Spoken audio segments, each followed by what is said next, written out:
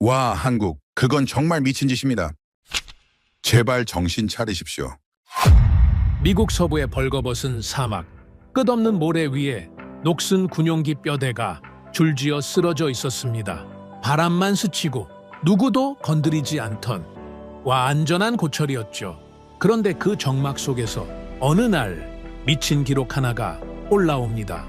미국 고철 군용기 9대, 일괄 매각, 금액은 700억, 구매국 대한민국. 미국 언론은 폭소를 터뜨렸습니다. 심지어 제작사들까지 저런 고철을 왜? 라며 비웃어 버렸죠. 그렇게 전 세계인들의 웃음거리로 전락한 한국. 그럼에도 한국은 전혀 아랑곳하지 않았습니다. 그리고 일어난 역사가 바뀌는 충격적인 사건. 중국 최신의 잠수함을 무용지물로 만들어버린 정체불명의 기체. 세계는 경악했습니다. 대한민국 당신들 대체 무슨 짓을 한 겁니까? 그 전에 잠깐 1초 만에 누를 수 있는 좋아요 버튼을 꾹 눌러주시면 영상 제작에 아주 큰 힘이 됩니다. 그럼 바로 시작하겠습니다. 한국이 뭘 샀다고요? 전화를 받자마자 저는 되물었습니다. 모하비 사막에 버려진 고철 비행기 9대를요? 그것도 700억 원이나 주고요? 이해가 되지 않았습니다. 바로 전날만 해도 중국 군용기가 한국 방공식별구역에 7차례나 들락거리며 초계기 부족 문제가 도마 위에 오르던 상황이었으니까요. 저는 그날 보고서에 이렇게 적었습니다. 한국 또 임시방편. 하지만 그 판단은 완전히 틀렸습니다. 제 이름은 닉슨 레이브록입니다. 워싱턴 DC에서 군사 전문 애널리스트로 일하고 있죠. 애틀라스 디펜스 리서치라는 싱크탱크의 선임 연구원입니다. 올해 52입니다. 제 전공은 해상 초계와 대잠전이죠. 미 해군에서 15년간 P3 계열 초계기를 몰았습니다. 바다 위를 날며 보이지 않는 적을 찾는 일이었죠. 그 뒤로 15년간은 민간에서 이 분야를 분석해 왔습니다. 저는 감정으로 일하지 않습니다. 숫자로 말하고 데이터로 판단하죠. 그게 제 방식입니다. 그런 제가 최근 몇 년간 한국이라는 나라를 주목하게 됐습니다. 아니, 주목이라기보다는 당황에 가까웠죠. 왜냐고요? 한국 해군의 상황이 너무 심각했기 때문입니다. 제 책상 위에는 두꺼운 파일이 쌓여 있었습니다. 한국 해군 대잠전 능력 분석 보고서였죠. 첫 페이지를 펼치자마자 저는 숨이 막혔습니다. 필요한 거 30대, 실제 보유 8대. 어떻게 이럴 수가 있습니까? 저는 중얼거렸습니다. 해상 초계기 8대로 한반도 전체 바다를 커버한다? 불가능합니다. 저는 15년간 그 비행기를 몰았던 사람입니다. 하루 작전 시간이 얼마나 되는지, 정비에 얼마나 시간이 걸리는지, 기상 악화 시 얼마나 제약이 생기는지 다 압니다. 8대로는 턱없이 부족해요. 계산을 해봤습니다. 초계기 한 대가 하루 작전 시간이 평균 8시간이라고 쳐도 정비와 교대를 고려하면 실제 작전 가능 대수는 절반도 안 됩니다. 그럼 실질적으로는 4대죠. 4대로 동해, 서해, 남해를 다 커버한다? 말도 안 됩니다. 저는 보고서를 넘겼습니다. 천안함 격침 사건 이후에 분석이 이어졌죠. 쌀올 6명의 젊은이들이 차가운 바다에 가라앉았습니다. 그 사건이 드러낸 건 단순히 북한의 위협만이 아니었습니다. 한국 해군의 대잠 능력이 얼마나 부족한지가 적나라하게 드러났죠. 저는 한숨을 쉬었습니다. 이대로면 바다 전체가 뚫린 거나 마찬가지군. 하지만 더 큰 문제는 따로 있었습니다. 저는 다음 페이지를 넘겼죠. 중국 군용기 방공식별구역 침입 기록이 쭉 나열돼 있었습니다. 저는 숫자를 세어봤습니다. 한 달에 평균 12회, 많을 때는 20회가 넘었죠. 중국 군용기들이 한국 방공식별구역을 마치 자기 집 드나들듯 했습니다. 하루에 7차례씩 들락거린 날도 있었어요. 7차례입니다. 어떻게 이런 일이 가능할까요? 답은 간단합니다. 한국의 초계기가 부족하니까요. 감시 공백이 생기는 겁니다. 중국은 그 공백을 정확히 알고 있었죠. 그리고 그 틈을 노렸습니다. 저는 지도를 펼쳤습니다. 한국 방공식별구역을 표시했죠. 그리고 중국 군용기의 침입 루트를 그려봤습니다. 패턴이 보였습니다. 중국은 한국의 작전 공백 시간을 정확히 계산하고 있었어요. 초계기가 복귀하는 시간, 교대하는 시간, 정비하는 시간, 그 모든 걸 파악하고 움직였습니다. 이건 단순한 도발이 아니군. 저는 중얼거렸습니다. 이건 테스트야. 한국의 감시 능력을 시험하고 있는 거지. 저는 동료에게 보고서를 건넸습니다. 이걸 보십시오. 그는 숫자를 보더니 고개를 저었습니다. 한 달에 12회라. 심각하군요. 심각한 정도가 아닙니다. 이건 위기죠. 한국 정부는 뭘 하고 있습니까? 뭘 하긴요. 항의만 하고 있죠. 저는 냉소적으로 답했습니다. 항의요? 중국이 항의를 듣겠습니까? 실질적인 감시 능력을 키우지 않으면 소용없습니다. 그럼 어떻게 해야 하냐고요? 답은 뻔합니다. 초계기를 늘려야죠. 하지만 문제는 가격입니다. 저는 또 다른 보고서를 꺼냈습니다. 신형 해상 초계기 도입 비용 분석이었죠. 최신형 한 대 가격이 4천억 원대였습니다. 저는 계산기를 두드렸습니다. 한국이 필요한 건 최소 20대 추가였습니다. 20대 곱하기 4천억, 8조 원입니다. 8조라. 제 동료가 중얼거렸습니다. 불가능한 숫자군요? 그렇습니다. 저는 고개를 끄덕였습니다. 한국 국방 예산으로는 불가능한 숫자였죠. 한 번에 그 돈을 쏟아부을 수는 없습니다. 4천억이면 군함 한 척을 만들 수 있습니다. 전투기 몇 대를 살 수도 있죠. 국방 예산이라는 건 제로섬 게임입니다. 한쪽에 쏟아부으면 다른 쪽에 구멍이 생기죠. 그 무렵 미국 쪽 분위기도 파악했습니다. 한국이 신형 초계기 도입을 검토한다는 소식이 퍼지자 여러 업체들이 움직이기 시작했죠. 저는 어느 방산업체 관계자와 점심을 먹었습니다. 닉슨, 한국 시장 보셨죠? 봤습니다. 급하긴 하던데요. 급하죠. 중국 놈들이 매일 들락거리지 않습니까? 그는 스테이크를 자르며 말했습니다. 그럼 우리가 좀 도와줘야죠. 어떻게요? 패키지로 묶어서 말입니다. 기체에다 훈련, 유지보수, 부품 지원까지. 저는 그 말의 의미를 알았습니다. 기술 이전은 최소화하고 비싼 패키지를 떠넘기겠다는 거죠.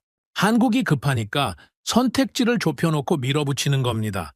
하지만 한국이 그 돈이 있을까요? 저는 물었습니다. 그는 웃었습니다. 없으면 빌려야죠. 급하지 않습니까? 저는 대답하지 않았습니다. 이건 공정한 게임이 아니었습니다. 한쪽은 절박하고 한쪽은 여유가 있죠. 한쪽은 선택지가 없고 한쪽은 모든 카드를 쥐고 있습니다. 저는 분석까지만 이런 구조가 마음에 들지 않았습니다. 하지만 뭐 어쩌겠습니까? 이게 현실이니까요. 그리고 바로 그 다음 날이었습니다. 저는 아침 일찍 사무실에 도착했죠. 책상 위에 긴급 보고서가 놓여 있었습니다. 제목을 보는 순간 저는 눈을 의심했습니다. 한국, 중국 군용기 방공식별구역 침입, 하루 7회 기록, 초계 능력 한계 노출. 저는 보고서를 펼쳤습니다. 하루에 7차례입니다. 중국 군용기가 한국 방공식별구역을 7번이나 들락거렸다는 겁니까? 이건 도발 수준이 아닙니다. 이건 거의 조롱이죠. 한국의 감시 능력을 완전히 무시하는 겁니다. 저는 침입 시간을 확인했습니다. 새벽 4시, 오전 9시, 오후 1시, 오후 3시, 오후 5시, 저녁 7시, 밤 11시. 패턴이 보였습니다. 중국은 한국 초계기의 교대 시간을 정확히 알고 있었어요. 그 공백을 노려서 침입한 겁니다. 이건 완전히 뚫린 거잖아. 저는 중얼거렸습니다. 한국은 항해 성명을 냈죠. 외교부가 중국 대사를 불러서 항의했습니다. 하지만 소용없었어요. 다음 날도 그 다음 날도 중국 군용기는 계속 들어왔습니다. 왜냐고요? 한국이 막을 수 있는 실질적 수단이 없으니까요?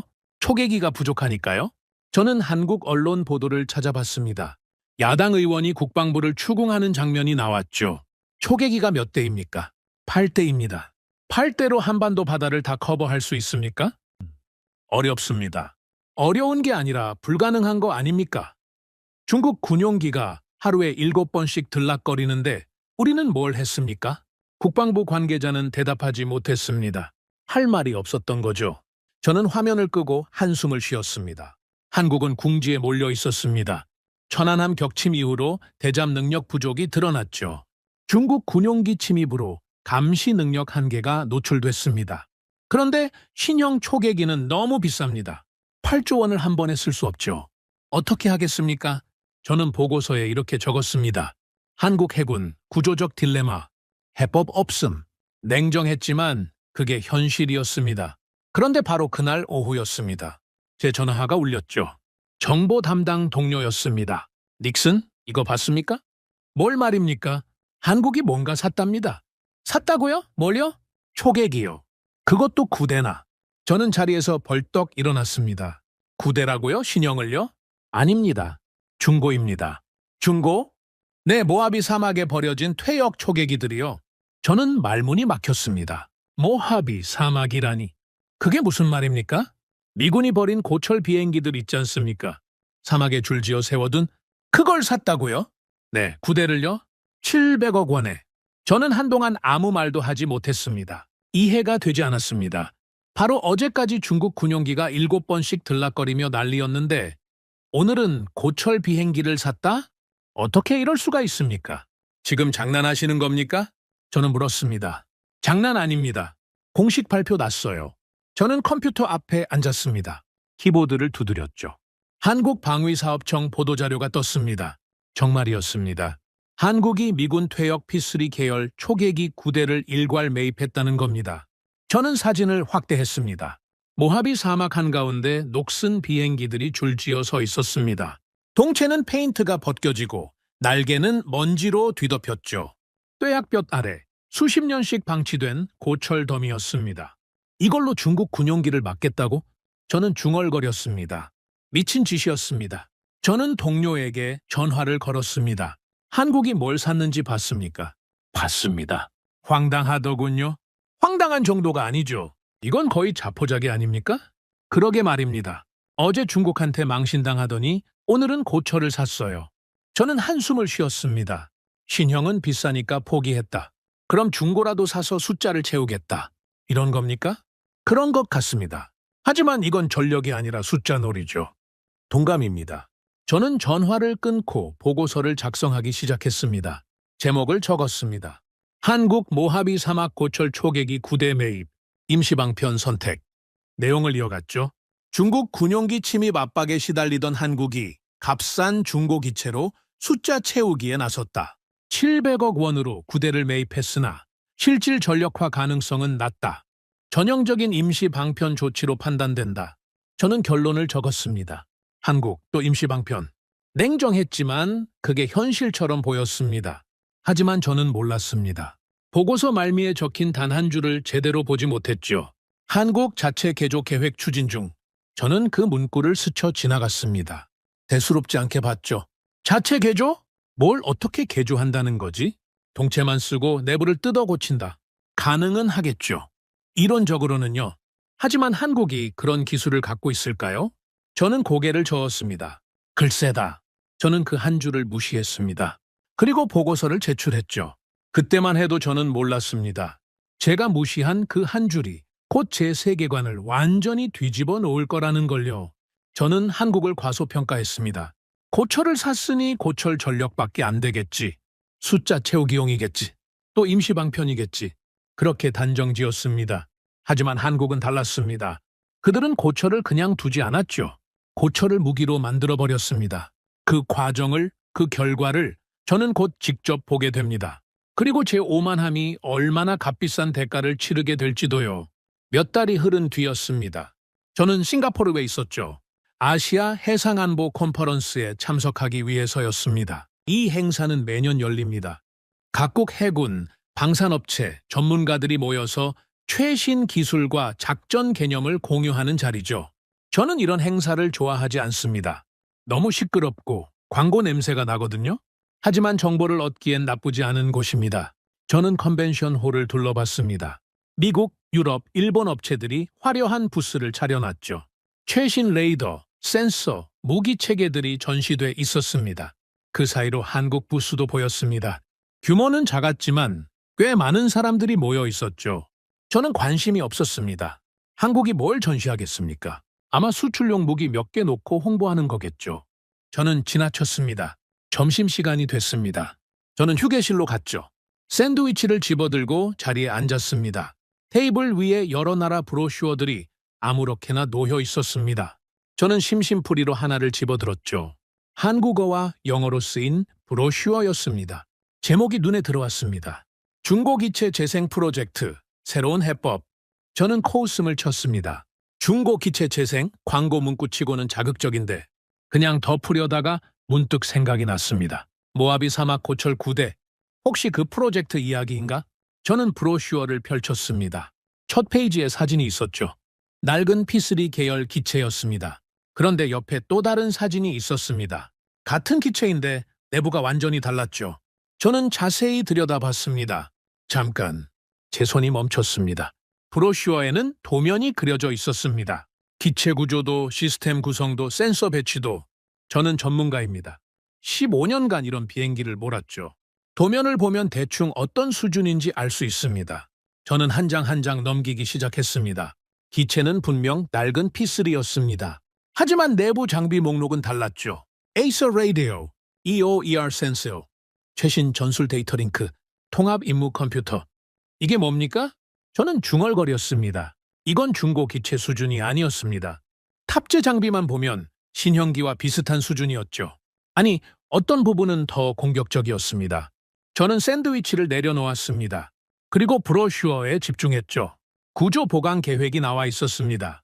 피로 수명 연장 방법도 설명돼 있었죠. 부품 교체 비율, 정비 주기, 작전 가능 시간. 숫자들이 구체적이었습니다. 이 사람들 진지하게 접근하고 있네. 저는 고개를 끄덕였습니다. 가장 흥미로운 건 비용 분석이었습니다. 기체 매입비 약 80억 원, 개조 비용 약 200억 원, 총 비용 약 280억 원. 저는 계산기를 꺼냈습니다. 신형 초계기 한 대 가격이 4천억 원입니다. 한국식 개조 초계기는 280억 원이죠. 그럼 신형 한 대 값으로 개조기를 몇 대 만들 수 있을까요? 4천억 나누기 280억, 14대입니다. 14대라고? 저는 다시 계산했습니다. 틀리지 않았습니다. 신형 한 대 값으로 개조기 14대를 만들 수 있다는 겁니까? 이건 단순한 비용 절감이 아닙니다. 이건 게임 체인지죠.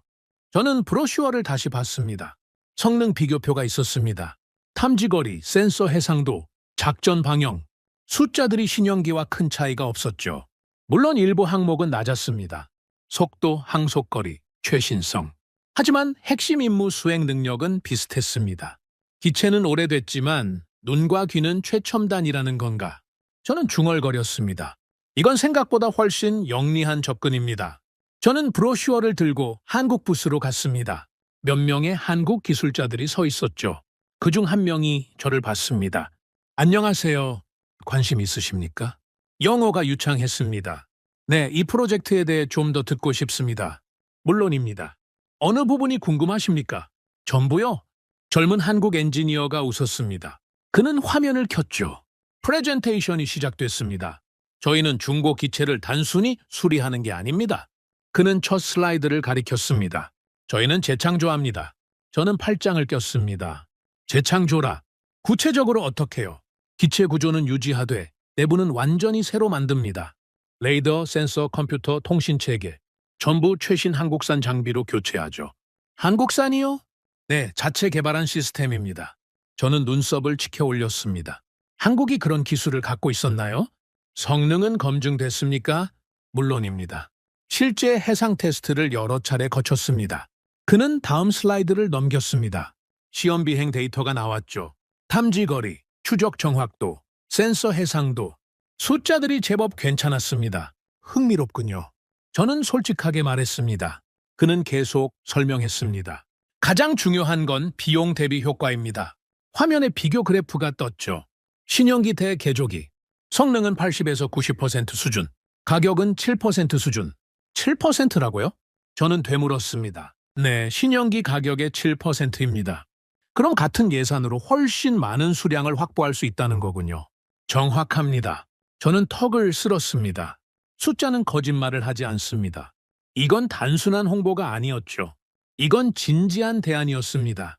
하지만 수명은 어떻습니까? 저는 물었습니다. 중고 기체니까 수명이 짧지 않습니까? 좋은 질문입니다. 그는 웃었습니다. 저희는 구조 보강을 통해 피로 수명을 연장했습니다. 최소 15년 이상 운용 가능합니다. 15년이요? 네, 그 정도면 다음 세대 플랫폼이 나올 때까지 버틸 수 있죠. 저는 고개를 끄덕였습니다. 15년이면 충분합니다. 그 사이에 신형기를 천천히 도입하면 되니까요. 그럼 지금 몇 대나 만들었습니까? 9대 전부 개조 중입니다. 첫 번째 기체는 이미 작전에 투입됐고요. 작전에요? 네, 실전 배치됐습니다. 저는 놀랐습니다. 벌써요? 생각보다 빠르군요. 저는 한 가지 더 물었습니다. 성과는 어떻습니까? 그는 잠시 망설였습니다. 공식적으로 말씀드릴 수 있는 건 제한적입니다만 비공식적으로는요? 그는 주위를 둘러보더니 작게 웃었습니다. 꽤 좋습니다. 중국 군용기 침입 탐지율이 눈에 띄게 올랐거든요. 그래요. 네네, 이제 공백이 줄어들었으니까요. 저는 고개를 끄덕였습니다. 그렇겠죠. 기체가 늘어나면 감시 공백이 줄어듭니다. 중국도 함부로 못 들어오겠죠. 흥미롭습니다. 저는 솔직하게 말했습니다. 기체는 오래됐지만 심장은 새 겁니다. 그 엔지니어가 말했습니다. 그 문장이 묘하게 귀에 남았습니다. 기체는 오래됐지만 심장은 새 것. 맞는 표현입니다. 껍데기는 중고지만 내부는 최신이죠. 저는 명함을 건넸습니다. 나중에 더 자세한 이야기를 나눌 수 있을까요? 물론입니다. 그도 명함을 주었습니다. 저는 그의 명함을 받아들고 한국 부스를 떠났습니다. 하지만 머릿속은 복잡했죠. 저는 호텔로 돌아갔습니다. 노트북을 열었죠. 한국 프로젝트에 대해 다시 정리하기 시작했습니다. 모하비 사막 고철 9대 매입, 총 비용 700억 원, 개조 비용 포함 총 2,500억 원 정도. 신형기 한 대도 안 되는 가격입니다.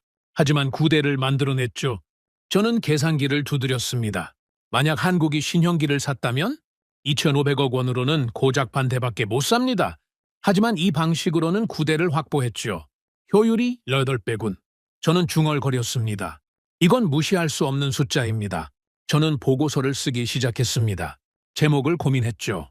한국의 중고 초계기 개조 모델, 실험적 접근. 아니, 이건 아닙니다.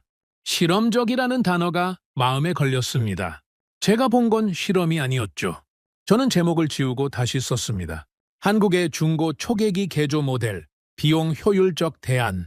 이게 맞습니다. 내용을 이어갔습니다. 한국은 신형기 도입 대신 중고 기체 개조를 선택했다. 당초 임시 방편으로 보였으나 실제로는 치밀한 계산이 깔려 있었다. 기체는 중고지만 센서와 시스템은 최신이다. 비용 대비 효과는 신형기를 압도한다. 저는 잠시 멈췄습니다. 그리고 한 문장을 더 추가했습니다. 이 모델이 성공한다면 예산 제약 국가들에게 새로운 선택지가 될 수 있다. 저는 손을 멈추고 화면을 봤습니다. 제 안의 냉소가 줄어들고 있었습니다. 대신 전문 분석가의 호기심이 그 자리를 채웠죠. 저는 창밖을 봤습니다. 싱가포르의 밤하늘이 반짝였습니다. 마리나베이 샌즈 호텔의 불빛이 보였죠. 저는 한국 엔지니어의 말을 떠올렸습니다. 기체는 오래됐지만 심장은 새 겁니다. 그 말이 이상하게 머릿속에서 떠나지 않았습니다. 저는 노트에 메모를 적었습니다. 한국 단순히 고철을 산 게 아니었다. 이들은 뭔가 다른 그림을 그리고 있었다. 그리고 또 한 줄을 추가했습니다. 성공 가능성은 낮다고 적어두었지만 이건 지켜봐야 할 프로젝트다. 저는 노트북을 덮었습니다. 하지만 잠이 오지 않았습니다. 머릿속에서 계속 계산이 돌아갔죠. 280억 대 4천억, 9대 대 반대, 효율 18배. 숫자는 명확했습니다. 하지만 실전은 숫자만으로 증명되지 않습니다. 바다 위에서 진짜 작전에서 어떤 성과를 내는지가 중요하죠. 저는 다짐했습니다. 한국의 개조 초계기를 계속 지켜보기로요. 첫 시험 비행, 초기 작전, 실전 배치 결과 그 모든 데이터를 추적하기로 했습니다. 왜냐고요? 이제 저는 알았으니까요. 한국이 단순히 고철을 주워온 게 아니라는 걸요. 이들은 고철을 다시 갈고 닦아 새로운 무기로 만들고 있었습니다. 그 결과가 어떨지 저는 직접 확인하고 싶었습니다. 다음 날 아침 저는 컨퍼런스장으로 다시 갔습니다. 한국 부스 앞에는 더 많은 사람들이 모여 있었죠.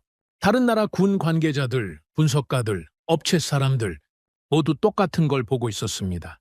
중고기체 재생 프로젝트. 저는 그들 사이를 지나쳤습니다. 이제 저도 그들 중 한 명이었죠. 한국을 비웃던 사람에서 한국을 지켜보는 사람으로 바뀐 겁니다. 물론 아직 확신은 없었습니다. 숫자는 좋아 보이지만 실전은 다르니까요. 하지만 한 가지는 분명했습니다. 저는 더 이상 한국을 또 임시 방편이라고 쓸 수 없게 됐습니다. 이제부터는 주목할 만한 시도라고 써야 했죠. 작은 변화였지만 제게는 큰 변화였습니다. 저는 비행기에 올라타며 생각했습니다. 좋아, 한국. 네가 뭘 만들어낼지 지켜보겠어. 그리고 그 결과는 제 예상을 훨씬 뛰어넘게 됩니다. 싱가포르에서 돌아온 지 2달쯤 지났을 때 제 상사가 저를 불렀습니다. 닉슨, 한국 출장 갈 수 있겠습니까? 저들이 진행 중인 개조 프로젝트를 짧게 평가해 주시죠. 3일이면 된다는 말에 저는 흔쾌히 수락했습니다. 솔직히 말하면 겸사겸사 관광이나 하자는 마음이었죠. 한국 음식도 먹어보고 서울 구경도 좀 하면서 간단히 현장 보고 돌아오면 되는 일이라고 생각했습니다. 하지만 그 출장이 제 인생을 완전히 바꿔놓을 줄은 그때는 전혀 몰랐습니다. 인천공항에 도착했을 때 한국방위사업청 담당자가 마중 나와 있었습니다. 닉슨 박사님, 환영합니다. 내일 아침에 개조 라인을 보여드리겠습니다. 개조 라인은 김해에 있다고 했죠. 부산 근처라고 하더군요. 저는 그날 밤 서울의 호텔에 체크인했고 창밖으로 보이는 서울의 야경을 보며 노트북을 열어 한국에 대해 간단히 조사했습니다. 인구 5천만, GDP 세계 10위권, 전자제품과 자동차, 조선 강국이라는 정보들이 나왔지만 저는 여전히 회의적이었습니다. 아무리 전자제품을 잘 만든다 해도 항공은 완전히 다른 영역이니까요. 다음 날 아침 일찍 김해로 향했습니다. 공항 근처에 있는 거대한 경납고 앞에서 차가 멈췄고 저는 건물을 올려다보며 차에서 내렸습니다. 저기서 작업을 합니까? 제가 묻자 담당자가 고개를 끄덕이며 네, 구대 전부 저 안에 있습니다. 라고 답했습니다. 경납고 문이 천천히 열리기 시작했고 그 순간 제 눈앞에 펼쳐진 광경에 저는 말 그대로 숨이 멎었습니다. 경납고 안은 축구장 2개는 좋게 될 만큼 거대했고 그 안에 모하비에서 온 비행기들이 줄지어 서 있었습니다. 하지만 사막에서 봤던 그 고철 사진과는 완전히 달랐죠. 어떤 기체는 껍데기만 남아서 마치 해부대 위의 시체처럼 날개가 분리되고 동체가 반으로 갈라져 있었고 어떤 기체는 수십 명의 기술자들이 사다리를 타고 올라가 열심히 작업하고 있었습니다. 또 다른 기체들은 거의 완성 단계에 이른 듯 새 페인트가 칠해지고 내부에 장비가 탑재되는 중이었습니다. 고철은 분명 고철인데 그 움직임과 작업 방식에는 군대식 질서가 있었고 모든 공정이 놀라울 만큼 체계적으로 진행되고 있었습니다. 놀라셨습니까? 담당자가 웃으며 물었을 때 저는 솔직하게 답할 수밖에 없었습니다. 네, 솔직히 놀랐습니다. 생각했던 것과 완전히 다르네요. 저는 첫 번째 기체 앞으로 걸어갔습니다. 동체가 반으로 갈라져 있어서 내부가 다 보였는데 기술자들이 구조 보강 작업을 하고 있었죠.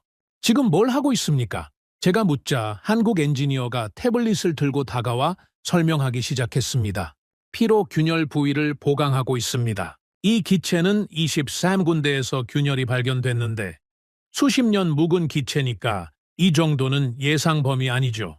그는 태블릿 화면에 띄운 3D 모델을 보여줬는데 빨간색으로 표시된 균열 부위들이 한눈에 보였습니다. 저는 그 화면을 자세히 들여다보며 물었습니다. 전부 정밀 검사를 했다는 말씀이죠? 네, 엑스레이, 초음파, 가능한 모든 방법을 다 동원했습니다. 놓치는 부분이 있으면 나중에 큰일 나니까요. 그의 대답에서 진지함이 느껴졌습니다. 보강은 어떤 방식으로 합니까? 티타늄 합금판으로 덧대고 리벳을 새로 박는 방식인데 응력 분산 계산도 전부 끝났습니다. 그가 보여준 도면을 살펴보니 상당히 전문적이었고 대충 때우는 작업이 아니라는 게 명확했습니다. 이거 누가 설계했습니까? 제가 묻자 그는 자연스럽게 저희 팀입니다. 항공우주 전공한 한국 엔지니어들이죠 라고 답했습니다. 저는 속으로 놀랐습니다. 한국이 이런 수준의 기술을 갖고 있었다는 게 믿기지 않았거든요. 두 번째 기체로 이동했을 때는 엔진이 완전히 분해돼 있는 상태였습니다. 엔진은 어떻게 처리합니까? 제가 묻자 다른 엔지니어가 설명했습니다. 완전 분해 정비를 합니다. 블레이드 교체, 베어링 교체, 필요한 건 전부 하죠. 한 대당 3개월 정도 걸리는 작업입니다. 3개월이라는 시간은 결코 짧지 않았지만 제대로 된 정비를 하려면 그 정도는 당연히 필요한 시간이었습니다.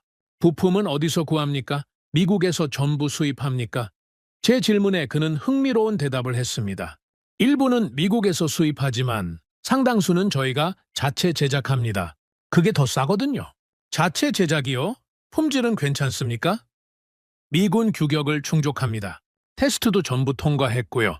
그의 자신감 있는 목소리를 들으며 저는 점점 더 놀라기 시작했습니다. 이 사람들은 단순히 고철을 수리하는 게 아니라 거의 재창조 수준의 작업을 하고 있었던 겁니다. 세 번째 기체는 거의 완성 단계여서 새 페인트가 칠해져 있었고 한국 해군 마크가 선명하게 보였습니다. 이 기체는 언제 완성됩니까? 다음 달입니다. 완성 후 2달 안에 작전 투입 가능하고요. 상당히 빠른 속도였습니다. 저는 동체에 다가가서 손으로 표면을 쓸어봤는데 페인트 마감이 깔끔했고 보강된 부분들도 매끄럽게 처리돼 있었습니다. 그때 저를 안내하던 책임자가 말했습니다. 박사님, 이제 가장 중요한 걸 보여드리겠습니다. 내부 시스템 말입니다. 저는 그를 따라 4번째 기체 앞으로 갔고 사다리를 타고 올라가서 동체문을 열고 안으로 들어갔습니다. 그 순간 저는 완전히 다른 세계를 보게 됐죠. 내부는 낡은 기체의 모습이 전혀 아니었습니다. 마치 최신 초계기의 내부 같았죠. 레이더 콘솔은 새 것이었고 대형 디스플레이가 여러 개 설치돼 있었으며 전술 상황 화면과 센서 데이터, 통신 화면을 보여주는 모니터들이 깔끔하게 배치돼 있었습니다. 이게 전부 한국산입니까? 제가 물었을 때 책임자는 당연하다는 듯이 네, 대부분 자체 개발했습니다 라고 답했습니다. 저는 콘솔 앞에 앉아서 화면을 켜봤습니다. 인터페이스가 깔끔했고 터치스크린의 반응도 좋았습니다. 이 레이더 성능은 어떻습니까? A사 방식이고 탐지 거리는 해상 목표 기준으로 300km 이상 나옵니다. 300km라는 숫자를 듣는 순간 저는 깜짝 놀랐습니다. 그건 신형기 수준이었거든요.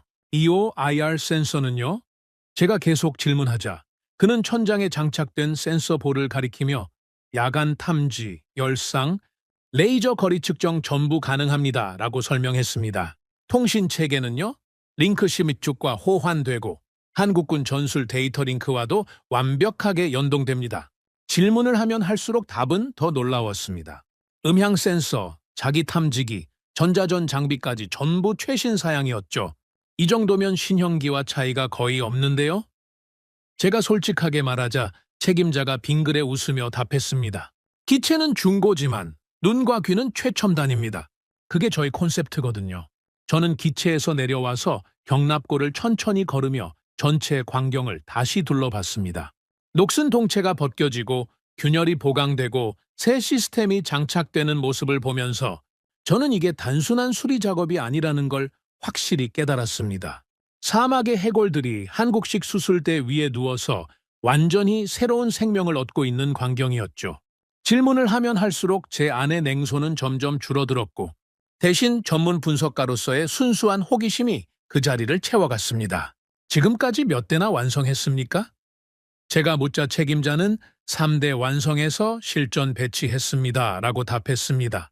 성과는 어떻습니까? 좋습니다. 중국 군용기 침입 탐지율이 70% 올랐거든요. 감시 공백이 줄어들었으니까요. 70%라는 숫자는 무시할 수 없는 수치였습니다. 숫자는 거짓말을 하지 않으니까요. 점심시간이 되어 저는 한국 기술진들과 함께 간단한 식당에서 식사를 했습니다. 한국식 정식이 나왔는데 밥과 국에 반찬이 여러 개 나오는 방식이었죠. 저는 젓가락질이 서툴렀지만 나름대로 먹어가며 물었습니다. 시험 비행 계획이 있습니까? 있습니다. 다음 주에 4번째 기체 시험 비행 예정인데 박사님도 참관하시겠습니까? 물론입니다. 꼭 참석하고 싶습니다. 경납고에서 본 건 정적인 그림이었지만 진짜 평가는 하늘에서 나오는 법이니까요. 비행 성능과 센서 작동, 임무 수행 능력을 직접 봐야만 제대로 된 판단을 내릴 수 있었습니다. 오후에는 프로젝트 관리 사무실로 갔습니다. 벽에 붙은 큰 일정표에는 9대의 기체가 각각 어느 작업 단계에 있는지 명확하게 표시돼 있었고 각 기체마다 작업 단계와 예상 완료일, 담당 팀까지 세세하게 적혀 있었습니다. 이거 누가 관리합니까? 제가 묻자 프로젝트 매니저 팀입니다. 5명이 돌아가며 체계적으로 관리하고 있죠. 라는 답이 돌아왔습니다. 이 정도 규모의 프로젝트를 이렇게 체계적으로 굴리려면 상당한 경험이 필요한데 저는 궁금해졌습니다. 혹시 비슷한 프로젝트를 해본 적이 있습니까? 있습니다. 헬기 수명 연장 사업을 여러 번 진행했거든요.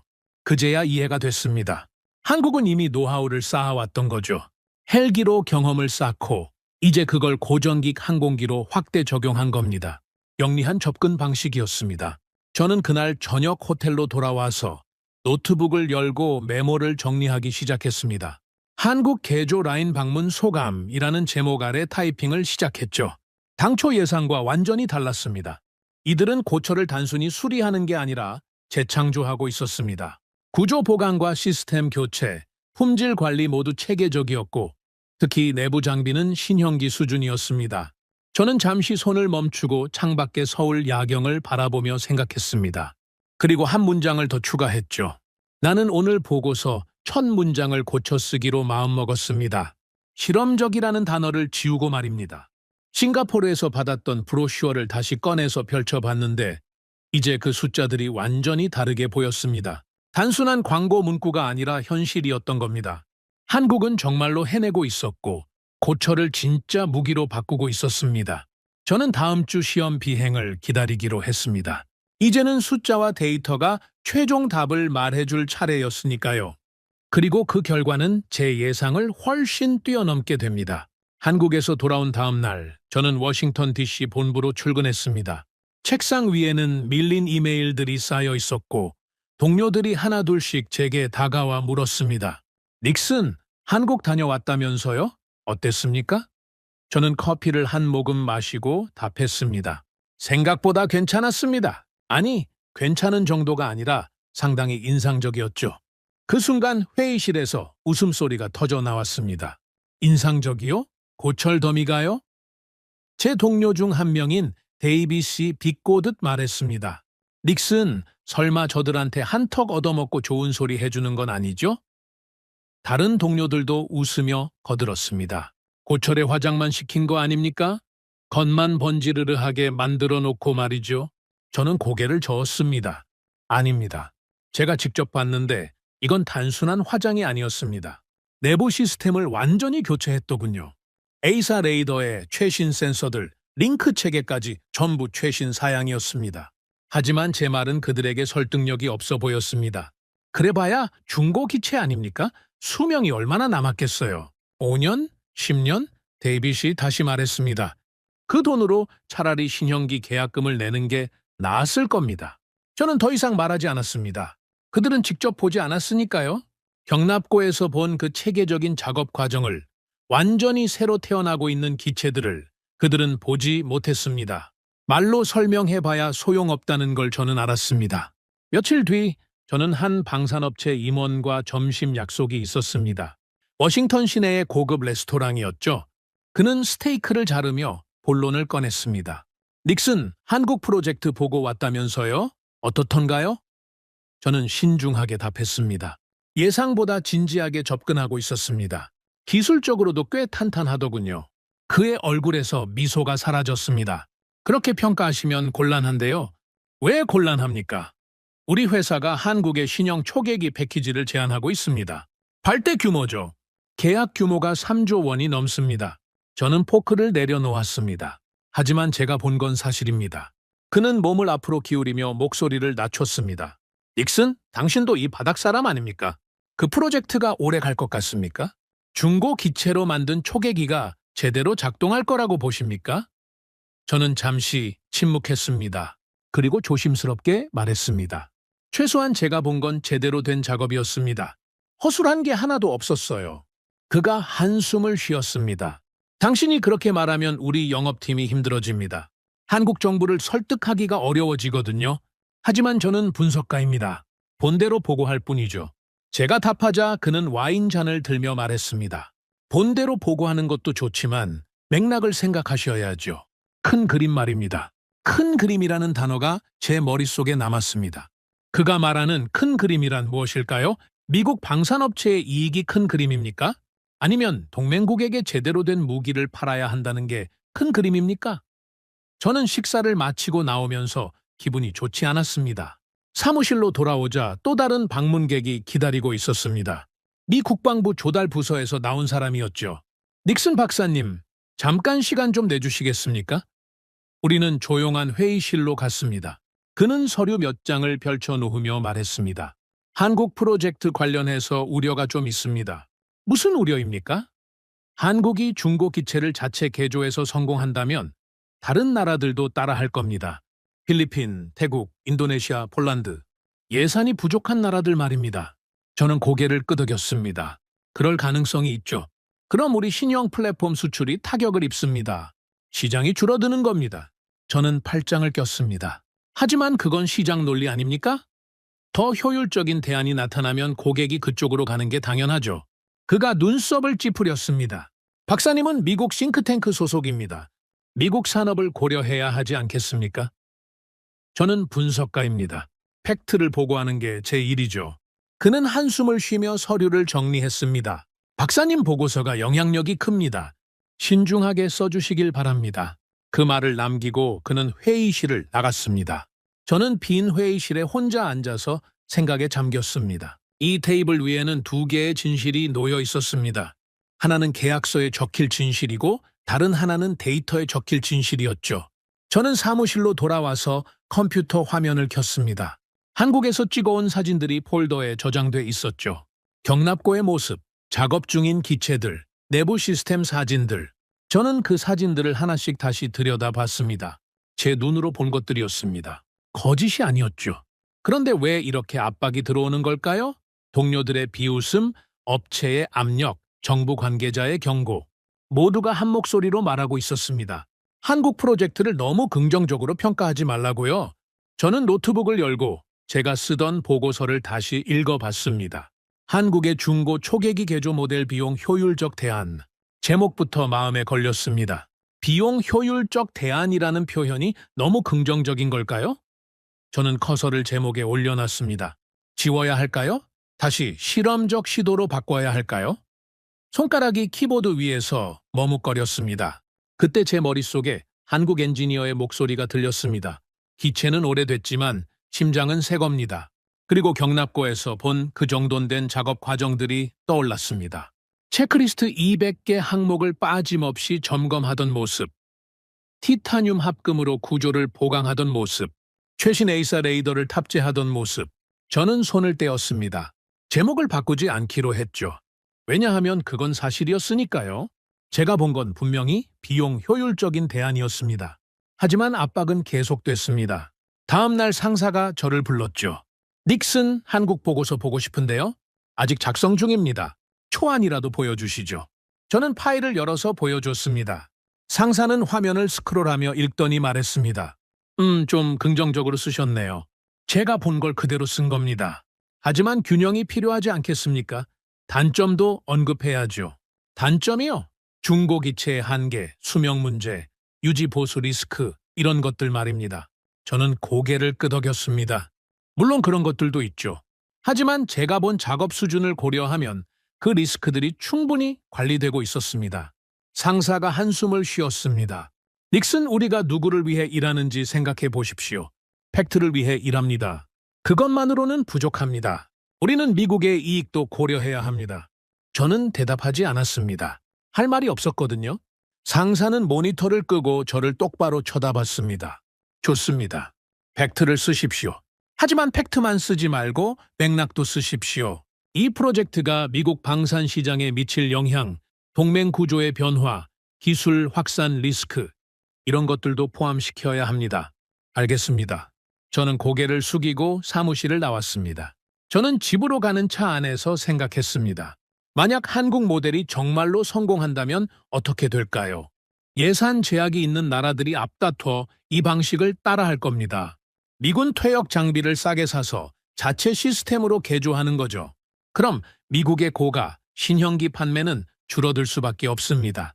방산업체들은 타격을 입을 겁니다. 일자리가 줄어들 수도 있죠. 정치인들이 가만히 있겠습니까? 로비가 들어올 겁니다. 한국 모델을 막아야 한다고, 기술 이전을 제한해야 한다고, 중고 장비 수출을 통제해야 한다고. 저는 그 판의 룰이 바뀌는 모습을 상상할 수 있었습니다. 그리고 그 변화의 중심에 제 보고서가 있을 수도 있다는 걸 알았습니다. 만약 제가 한국 프로젝트를 긍정적으로 평가한다면 저는 그 변화를 촉진하는 사람이 됩니다. 반대로 부정적으로 평가한다면 기존 구조를 지키는 사람이 되는 거죠. 저는 어느 쪽이 되어야 할까요? 차가 집 앞에 도착했지만 저는 한동안 차에서 내리지 못했습니다. 그날 밤 저는 잠을 이루지 못했습니다. 침대에 누워서 천장을 바라보며 생각했죠.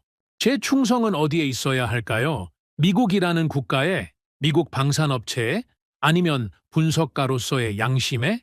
저는 15년간 미 해군에서 복무했습니다. 조국을 위해 일했죠. 그 뒤로 15년간은 민간 분석가로 일했지만 여전히 미국의 이익을 우선시해야 한다고 생각했습니다. 하지만 이번엔 달랐습니다. 제가 본 건 단순히 한국의 성공이 아니었습니다. 그건 더 효율적인 방법, 더 합리적인 접근, 더 현명한 선택이었죠. 만약 미국의 이익이 비효율을 유지하는 거라면 그게 정말 이익일까요? 만약 동맹국이 더 나은 방법을 찾았는데 그걸 막는 게 우리의 역할이라면 우리는 정말 동맹인 걸까요? 저는 침대에서 일어나 서재로 갔습니다. 책상 위에 놓인 사진 액자를 집어들었죠. 젊은 시절 제가 P3 초계기 앞에서 찍은 사진이었습니다. 헬멧을 끼고 자랑스럽게 웃고 있는 모습이었죠. 그때 저는 무엇을 위해 날았을까요? 국가를 위해, 진실을 위해, 아니면 바다를 지키기 위해. 저는 사진을 내려놓고 노트를 꺼냈습니다. 펜을 들고 적기 시작했습니다. 나는 스스로에게 이렇게 말했습니다. 내 충성은 국기가 아니라 팩트에 있어야 한다고. 다음 날 아침, 저는 사무실에 일찍 출근했습니다. 아무도 없는 조용한 시간이었죠. 저는 커피를 한 잔 내리고 컴퓨터 앞에 앉았습니다. 그리고 보고서를 다시 열었습니다. 제목을 바꾸지 않았습니다. 한국의 중고 초계기 개조 모델, 비용 효율적 대안. 그대로 두었죠? 하지만 상사가 요구한 대로 맥락을 추가했습니다. 한 섹션을 새로 만들었습니다. 시장 및 전략적 영향 분석. 그 섹션에서 저는 솔직하게 썼습니다. 이 모델이 성공할 경우 신형 플랫폼 수출 시장에 영향을 줄 것으로 예상됩니다. 예산 제약이 있는 국가들에게 새로운 선택지를 제공하기 때문입니다. 하지만 이는 시장의 자연스러운 진화이며 기술적 우위만으로 시장을 독점하던 시대가 끝나고 있음을 의미합니다. 저는 계속 타이핑했습니다. 중요한 것은 이 변화를 막는 것이 아니라 이 변화에 어떻게 대응할 것인가입니다. 미국은 더 나은 기술, 더 나은 서비스, 더 나은 파트너십으로 경쟁해야 합니다. 한국의 시도를 폄하하는 것이 아니라 그들의 혁신에서 배워야 합니다. 제 손가락이 키보드 위에서 멈추지 않았습니다. 마치 억눌렀던 말들이 쏟아져 나오는 것 같았죠. 저는 결론 부분을 썼습니다. 한국의 개조 초계기 프로젝트는 성공 가능성이 높습니다. 기술적으로 탄탄하고 경제적으로 효율적이며 전략적으로 현명합니다. 이를 인정하는 것이 미국의 이익에 반하는 게 아닙니다. 오히려 현실을 직시하고 대응 전략을 세우는 첫걸음입니다. 저는 보고서를 저장했습니다. 그리고 출력 버튼을 눌렀죠. 프린터에서 보고서가 나오는 소리를 들으며 저는 생각했습니다. 심판은 제가 아니라 바다 위에서 날아다닐 그 비행기가 맡게 될 것입니다. 제 역할은 그저 제가 본 걸 정직하게 기록하는 것뿐이죠. 오전 회의 시간이 됐습니다. 저는 보고서를 들고 회의실로 갔죠. 상사와 동료들이 앉아 있었습니다. 한국 프로젝트 보고서 완성했습니다. 저는 보고서를 나눠줬습니다. 상사가 빠르게 훑어보더니 말했습니다. 맥락을 추가했군요. 좋습니다. 하지만 결론 부분을 읽을 때 그의 표정이 굳어졌습니다. 성공 가능성이 높다고 썼습니까? 네, 제가 본 바로는 그렇습니다. 데이빗이 끼어들었습니다. 닉슨, 너무 나간 거 아닙니까? 아직 전면 작전 배치도 안 됐는데. 하지만 지금까지 완성된 3대의 성과는 명확합니다. 중국 군용기 침입 탐지율 70% 증가. 숫자는 거짓말을 하지 않죠. 회의실에 침묵이 흘렀습니다. 상사가 보고서를 덮으며 말했습니다. 좋습니다. 이대로 제출하시죠. 하지만 책임은 본인이 지셔야 합니다. 알고 있습니다. 저는 고개를 끄덕였습니다. 저는 회의실을 나오며 속으로 다짐했습니다. 좋아, 한국. 이제 내 차례야. 내가 써준 긍정적인 평가를 증명해 보여라. 제 보고서는 이미 나갔습니다. 이제는 한국의 그 비행기들이 실전에서 답을 줄 차례였죠. 그리고 그 답은 곧 오게 됩니다. 제가 상상했던 것보다 훨씬 더 극적인 방식으로 말입니다. 한국 출장에서 돌아온 지 한 달쯤 지났을 때 제 이메일함에 한 통의 메일이 도착했습니다. 한국방위사업청에서 온 초청장이었죠. 네 번째 개조 초계기 시험 비행에 귀하를 초대합니다. 관측석에서 전 과정을 참관하실 수 있습니다. 저는 망설이지 않고 참석 의사를 밝혔습니다. 이번엔 정적인 경납고가 아니라 실제 하늘에서 바다 위에서 그 비행기가 어떻게 작동하는지 봐야 했으니까요. 일주일 뒤 저는 다시 한국행 비행기에 올랐습니다. 이번에는 김해가 아니라 포항이었습니다. 한국 해군 기지가 있는 곳이었죠. 공항에서 기지까지 차로 이동하는 동안 저는 창밖을 내다봤습니다. 동해의 푸른 바다가 보였고 저 바다 어딘가에서 중국 군용기들이 호시탐탐 기회를 노리고 있다는 걸 알았습니다. 그 바다를 지키기 위해 만들어진 비행기를 오늘 제가 직접 보게 되는 겁니다. 기지에 도착하자 익숙한 얼굴이 저를 맞았습니다. 김해 경납고에서 봤던 그 책임자였죠. 박사님, 다시 오신 것을 환영합니다. 오늘 좋은 걸 보여드리겠습니다. 그의 목소리에는 자신감이 묻어났습니다. 우리는 작전 통제실로 향했고 그곳에는 이미 한국 해군 장교들과 기술진들이 모여 있었습니다. 대형 스크린에는 비행 경로와 시험 항목들이 표시돼 있었죠. 오늘 시험 항목은 총 12개입니다. 한 장교가 설명하기 시작했습니다. 적어도 비행, 센서 탐지 거리 측정, 레이더 해상도 테스트, 전술 데이터 링크 연동, 장시간 채공 안정성 등을 확인할 겁니다. 저는 고개를 끄덕이며 들었습니다. 12개 항목이라는 건 상당히 포괄적인 테스트였습니다. 단순히 날아오르는 걸 확인하는 게 아니라 실전 임무 수행 능력을 제대로 검증하겠다는 의미였죠. 1시간 뒤 저는 관측기에 탑승했습니다. 작은 수송기였는데 시험 비행을 하는 개조 초계기를 공중에서 따라가며 관측하는 용도였죠. 저는 창가 좌석에 앉아서 안전벨트를 맸습니다. 옆자리에는 한국 공군 출신 분석관이 앉았는데 그가 말했습니다. 박사님, 긴장되십니까? 아니요, 기대됩니다. 저는 솔직하게 답했습니다. 긴장보다는 호기심이 컸거든요.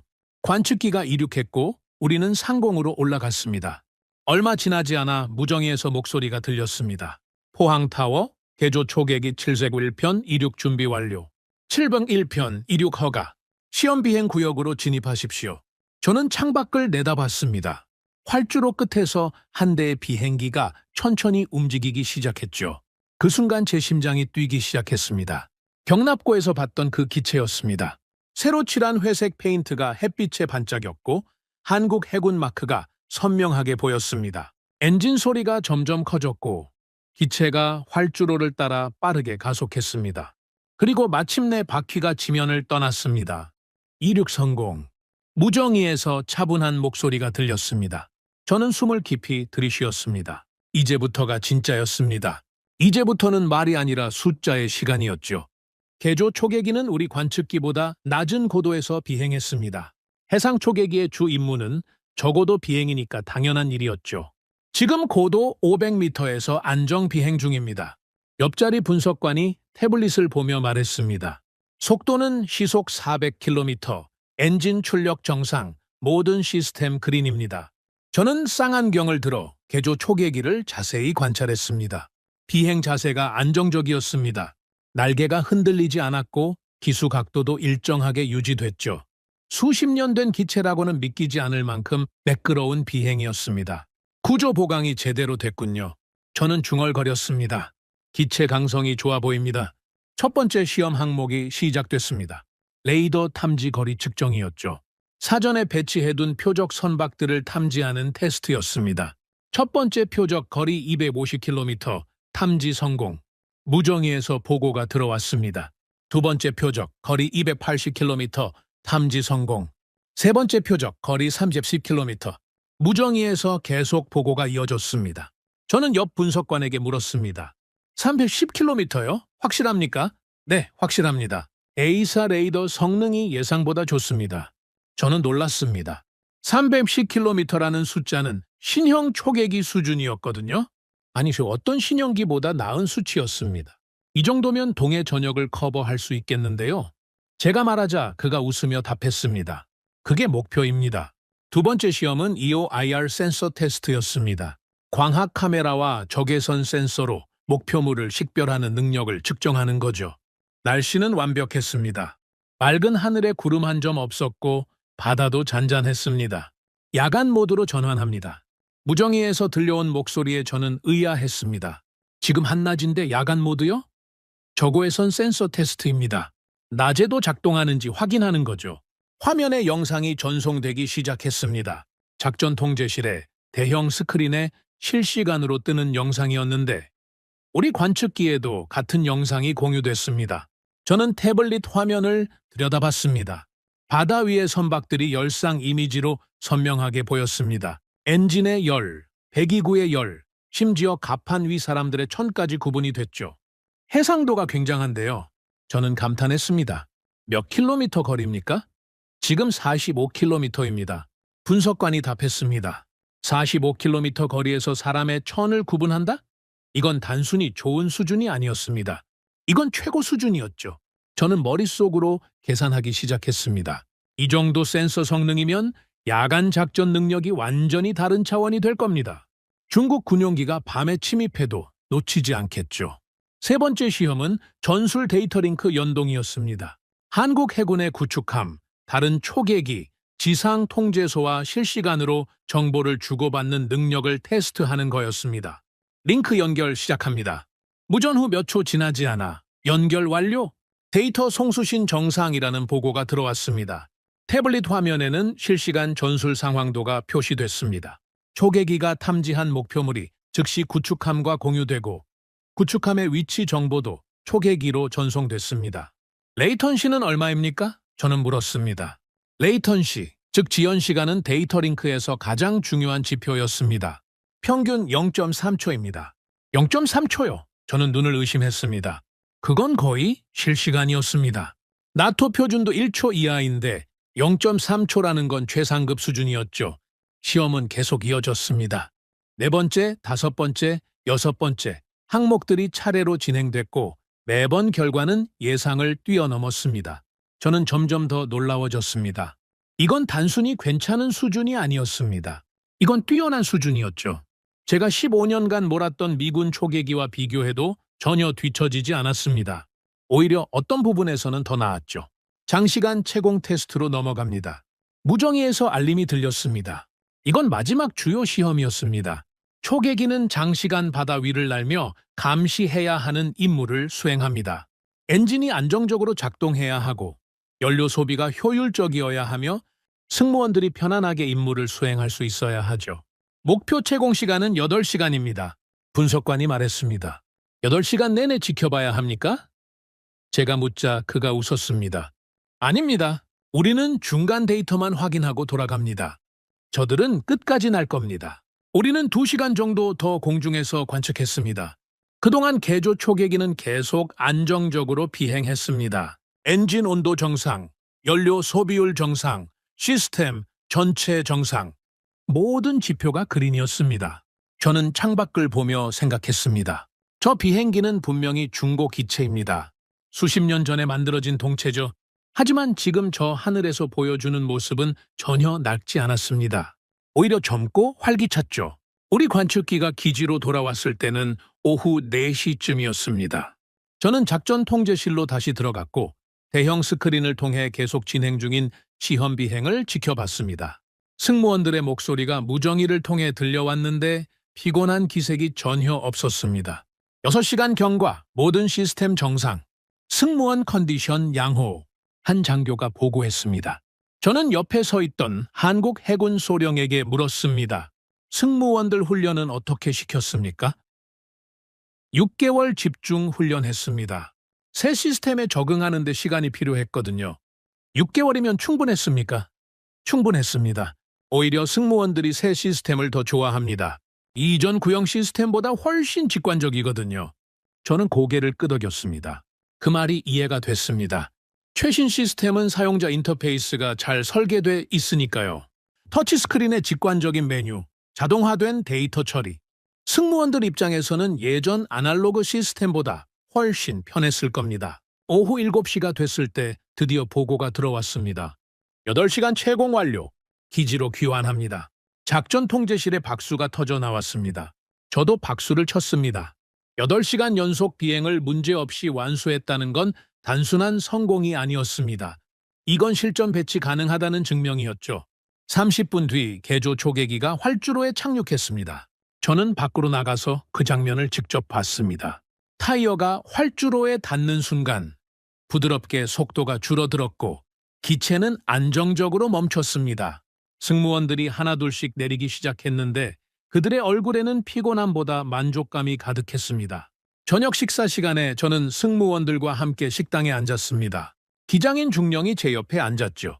오늘 어떠셨습니까? 제가 물었습니다. 완벽했습니다. 그가 웃으며 답했습니다. 처음엔 중고 기체라는 말에 걱정했는데 막상 날려보니 전혀 문제 없었습니다. 오히려 새 시스템이 너무 좋아서 놀랐죠. 어떤 점이 특히 좋았습니까? 레이더요. 탐지 거리가 길고 정확합니다. 그리고 전술 화면이 직관적이에요. 예전엔 여러 화면을 왔다 갔다 해야 했는데 이제는 한 화면에서 다 볼 수 있습니다. 그의 설명을 들으며 저는 고개를 끄덕였습니다. 사용자의 목소리가 가장 정직한 평가입니다. 이론상 성능이 아니라 실제 사용 경험이 중요하죠. 앞으로도 이 기체로 계속 비행하시겠습니까? 제 질문에 그는 주저없이 답했습니다. 당연하죠. 이 기체면 충분히 바다를 지킬 수 있습니다. 그 말을 듣는 순간 저는 확신했습니다. 이 프로젝트는 성공했습니다. 단순히 기술적 성공이 아니라 실제 작전 능력을 확보한 겁니다. 식사를 마치고 저는 호텔로 돌아왔습니다. 노트북을 열고 오늘 본 것들을 정리하기 시작했습니다. 시험비행 참관 보고서라는 제목을 달고 타이핑을 시작했죠. 레이더 화면에 떠오른 목표물의 윤곽은 내가 알고 있던 중고 기체의 눈보다 훨씬 더 선명했습니다. 탐지거리 30km. 이는 신형기 수준이며 일부 신형기보다 우수한 성능입니다. 저는 계속 적어 내려갔습니다. 8시간 연속 비행을 무리 없이 완수했으며 모든 시스템이 안정적으로 작동했습니다. 승무원들의 만족도가 높았고 실전 배치에 문제가 없다고 판단됩니다. 그리고 마지막 문장을 적었습니다. 이 비행기는 사막의 해골이 아니라 새로운 심장을 단 전사였습니다. 다음 날 아침, 저는 작전 통제실에서 추가 브리핑을 받았습니다. 어젯밤 시험 비행 데이터가 전부 분석돼 있었죠. 한 분석관이 화면을 띄우며 설명했습니다. 어제 시험에서 수집한 데이터입니다. 12개 항목 전부 통과했고 대부분 목표치를 상회했습니다. 그래프들이 화면에 나타났습니다. 레이더 성능, 센서 해상도, 데이터 링크 속도, 엔진 안정성, 연료 효율, 모든 그래프가 기준선을 넘어서 있었습니다. 특히 주목할 점은 센서 통합 성능입니다. 분석관이 한 그래프를 가리켰습니다. 레이더, 광학, 저고의 선, 전자전 센서를 모두 통합한 전술 상황, 인식 능력이 나토 기준을 20% 상회합니다. 20%라는 숫자를 듣는 순간 저는 놀랐습니다. 나토 기준을 20% 상회한다는 건 세계 최고 수준이라는 의미였습니다. 확실합니까? 제가 묻자 그가 고개를 끄덕였습니다. 확실합니다. 반복 테스트 결과도 일관되게 나왔습니다. 저는 데이터 파일을 받아서 노트북에 저장했습니다. 이건 제 보고서에 반드시 포함돼야 할 내용이었습니다. 숫자는 거짓말을 하지 않으니까요. 그리고 이 숫자들은 명확하게 말하고 있었습니다. 한국의 개조 초계기는 단순한 임시방편이 아니라 제대로 된 전력이라고요. 저는 그날 오후 한국을 떠났습니다. 비행기 안에서 창밖을 보며 생각했습니다.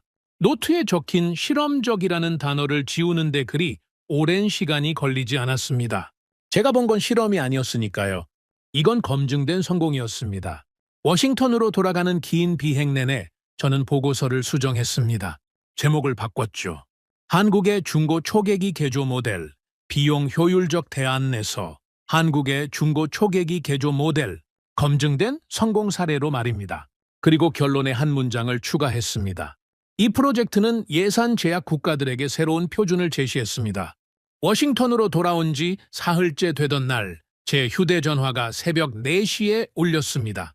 한국에서 온 전화. 아직 잠이 덜 깬 상태로 전화를 받았습니다. 여보세요? 박사님, 죄송합니다. 급한 상황입니다. 한국 해군 작전참모부에서 일하는 김소령이었습니다. 제가 시험 비행 때 만났던 그 장교였죠. 저는 자리에서 벌떡 일어났습니다. 무슨 일입니까? 동중국해에서 의심스러운 잠수함 신호를 포착했습니다. 소나 패턴이 이상합니다. 중국 잠수함으로 추정되는데 우리 해역 가까이 접근하고 있습니다. 저는 시계를 봤습니다. 워싱턴 시간으로 새벽 4시면 한국은 저녁 6시였죠. 그래서요, 개조 초계기를 투입하기로 했습니다. 박사님께서 관심 있으실 것 같아서 연락드렸습니다. 실시간으로 상황을 공유할 수 있습니다. 저는 침대에서 내려와 서재로 갔습니다. 화상으로 연결할 수 있습니까? 물론입니다. 지금 링크 보내드리겠습니다. 몇 초 뒤 제 노트북에 메시지가 도착했고 저는 링크를 클릭했습니다. 화면에 한국 해군 작전 통제실이 나타났죠. 대형 스크린에는 동중국해 해역 지도가 표시돼 있었고 빨간 점 하나가 깜박이고 있었습니다. 저게 잠수함입니까? 제가 물었습니다. 예상 위치입니다. 정확한 위치는 아직 확인 중입니다. 김소령이 답했습니다. 저는 커피를 내리며 화면을 계속 지켜봤습니다. 이건 단순한 훈련이 아니었습니다. 이건 실전이었죠. 그것도 가장 어려운 종류의 실전이었습니다. 잠수함 추적은 해상 작전 중에서도 가장 까다로운 임무거든요. 1시간쯤 지났을 때 작전 통제실이 분주해지기 시작했습니다. 개조 초계기 7보겜 3편 이륙 준비 완료. 무정의 소리가 화상으로 전달됐습니다. 7봉 3편 이륙 허가. 목표 해역으로 직행하십시오. 저는 화면에 집중했습니다. 지도 위에 초계기를 나타내는 파란 점이 나타났고 그 점이 천천히 움직이기 시작했습니다. 이륙했습니다. 김소령이 말했습니다. 목표 해역까지 40분 소요 예정입니다. 저는 고개를 끄덕이며 물었습니다. 이 작전이 왜 중요합니까? 만약 실패하면 다들 말할 겁니다. 역시 중고 기체는 한계가 있다고요. 하지만 성공하면 그는 말을 멈췄습니다. 굳이 설명할 필요가 없었죠. 성공하면 모든 의심이 사라질 겁니다. 저는 이 한 번의 작전이 지난 몇 년의 논쟁을 끝낼 수 있다는 걸 알았습니다. 제 보고서도 동료들의 비웃음도 업체들의 압력도 이 작전 하나로 정리될 수 있었죠. 하지만 동시에 불안했습니다. 만약 실패한다면요? 만약 중요한 순간에 시스템이 오작동한다면요? 만약 낡은 기체 구조가 문제를 일으킨다면요? 박사님, 긴장하시는 것 같네요. 김소령이 화면 너머에서 말했습니다. 당연하죠. 이건 단순한 시험이 아니니까요. 저는 솔직하게 답했습니다. 맞습니다. 이건 진짜입니다. 그의 목소리도 긴장돼 있었습니다. 40분 뒤 초계기가 목표 해역에 도착했습니다. 목표 해역 도착. 수색 시작합니다. 무정의에서 조종사의 목소리가 들렸습니다. 저는 시계를 봤습니다. 워싱턴 시간으로 새벽 5시 30분이었죠. 저는 커피를 한 모금 마시며 화면을 응시했습니다. 작전 통제실의 대형 스크린에는 초계기에서 전송되는 데이터가 실시간으로 표시되기 시작했습니다. 소나부이 투하 시작합니다. 소나부이는 바다에 투하해서 수중 음파를 탐지하는 장비입니다. 잠수함을 찾는 가장 기본적인 방법이죠. 지도 위에 작은 점들이 하나씩 찍히기 시작했습니다. 투하된 소나부이의 위치였습니다. 첫 번째 부위, 신호 없음. 두 번째 부위, 신호 없음. 세 번째 부위, 보고가 계속 이어졌습니다. 10분이 지났습니다. 20분이 지났습니다. 아직 아무것도 잡히지 않았습니다. 저는 점점 불안해지기 시작했습니다. 잠수함이 이미 빠져나간 걸까요? 아니면 처음부터 오판이었던 걸까요? 작전 통제실의 분위기도 무거워졌습니다. 장교들의 표정이 굳어졌고 무정의에서 들리는 목소리도 긴장감이 더해졌습니다. 그때였습니다. 8번째 부위, 약한 신호 포착. 무정의에서 목소리가 터져 나왔습니다. 작전 통제실이 일순간 조용해졌다가 다시 소란스러워졌습니다. 신호 확인 중. 저주파 음파, 잠수함 스크류 소음 패턴과 일치. 화면의 지도 위에 빨간 원이 그려지기 시작했습니다. 예상 위치 범위였죠. 찾았습니다. 김소령이 작게 말했습니다. 하지만 저는 알고 있었습니다. 찾는 것과 추적하는 건 완전히 다른 문제라는 걸요. 지금부터가 진짜였습니다. 초계기는 즉시 해당 해역으로 이동했습니다. 매드 장비 가동합니다. 매드는 자기 탐지기입니다. 잠수함의 금속 선체가 만드는 자기장 변화를 탐지하는 장비죠. 초계기가 저고도로 내려가서 빨간 원 위를 천천히 비행하기 시작했습니다. 화면에는 자기장 센서 데이터가 표시됐습니다. 파형들이 출렁이고 있었는데 대부분 노이즈였습니다. 접촉! 갑자기 무정의에서 외침이 들렸습니다. 매드 반응 포착, 방위 135, 거리 추정 2km. 작전 통제실에서 환호성이 터졌습니다. 저도 모르게 주먹을 쥐었습니다. 하지만 환호는 오래가지 못했습니다. 목표 기동 중, 속도 증가, 심도 변경. 잠수함이 탐지된 걸 알아차리고 도망가기 시작한 겁니다. 추적 시작합니다. 조종사의 차분한 목소리가 들렸습니다. 초계기가 방향을 바꿔 잠수함을 따라가기 시작했습니다. 하지만 쉽지 않았습니다. 잠수함은 계속 방향을 바꿨고 속도를 조절하며 추적을 따돌리려 했죠. 목표 좌회전, 새 방위 180, 목표 감속, 심도 증가 추정. 화면의 빨간 점이 지그재그로 움직였습니다. 파란 점인 초계기도 그걸 따라 움직였지만 바다 위의 비행기가 수중의 잠수함을 따라잡는 건 결코 쉬운 일이 아니었습니다. 30분이 지났습니다. 1시간이 지났습니다. 추적은 계속됐지만 결과는 불확실했습니다. 그때 날씨가 악화되기 시작했습니다. 기상경보, 전선 접근 중, 풍속 증가, 파고 2m로 상승. 저는 화면 구석에 기상 정보를 봤습니다. 구름이 몰려오고 있었고 바람이 강해지고 있었습니다. 날씨는 우리 편이 아니었습니다. 파도가 높아지면 소나 신호가 방해를 받습니다. 바람이 강하면 매드 탐지 정확도가 떨어지죠. 작전 계속 가능합니까? 작전 통제실의 지휘관이 물었습니다. 잠시 침묵이 흘렀습니다. 그리고 조종사의 목소리가 들렸습니다. 가능합니다. 시스템은 안정적입니다. 그럼에도 숫자는 버티고 있었다는 뜻이었죠. 2시간째 추적이 계속됐습니다. 저는 이제 완전히 잠이 깨서 화면에 몰입해 있었습니다. 모니터 앞에 앉아 있는 것만큼 무력한 일이 또 있을까요? 저는 아무것도 할 수 없었습니다. 조언도 할 수 없고 개입도 할 수 없었죠. 그저 지켜볼 수밖에 없었습니다. 제가 쓴 보고서가, 제가 내린 평가가 지금 저 바다 위에서 검증받고 있었습니다. 목표 다시 기동, 급속 우회전. 잠수함이 또 방향을 바꿨습니다. 목표의 침로가 바뀔 때마다 제 심장 박동도 함께 꺾이는 것 같았습니다. 초계기는 계속 따라갔습니다. 소나 부위를 추가로 투하하고 매드로 재탐지하고 EOIR 센서로 해수면을 감시했습니다. 모든 센서가 총동원됐습니다. 3시간이 지났습니다. 작전 통제실의 장교들도 지치기 시작했습니다. 하지만 포기할 수 없었습니다. 이 작전의 의미가 너무 컸으니까요. 연료는 얼마나 남았습니까? 지휘관이 물었습니다. 4시간치 남았습니다. 작전 지속 가능합니다. 조종사가 답했습니다. 저는 시계를 봤습니다. 워싱턴 시간으로 오전 8시가 넘었습니다. 한국은 밤 10시였죠. 추적이 시작된 지 벌써 3시간이 지났지만 잠수함은 여전히 도망치고 있었고 초계기는 여전히 쫓고 있었습니다. 이 추격전은 언제 끝날까요? 4시간째, 5시간째가 지나갔습니다. 저는 커피를 계속 마시며 화면을 지켰습니다. 작전 통제실의 분위기는 점점 더 무거워졌습니다. 장교들의 얼굴에는 피로가 역력했고 무정위에서 들리는 목소리도 지쳐 있었습니다. 하지만 아무도 포기하지 않았습니다. 목표 속도 감소 감지, 회피 기동 빈도 줄어듦. 6시간째에 접어들 때 변화가 감지됐습니다. 잠수함도 지치고 있었던 겁니다. 계속 회피 기동을 하면 배터리가 소모되고 승무원들이 피곤해집니다. 잠수함도 한계에 다다르고 있었죠. 7시간째가 됐을 때였습니다. 목표 재포착, 추정 유지. 조종사의 목소리가 더 이상 흔들리지 않았습니다. 오히려 더 차분해졌죠. 초계기는 계속해서 잠수함 위를 따라다녔습니다. 소나부의 신호도 안정적으로 유지됐고 매드 반응도 일정한 간격으로 나타났습니다. 8시간이 지났습니다. 저는 화면을 보며 속으로 중얼거렸습니다. 도망쳐봐라. 오늘은 네가 시험 대상이다.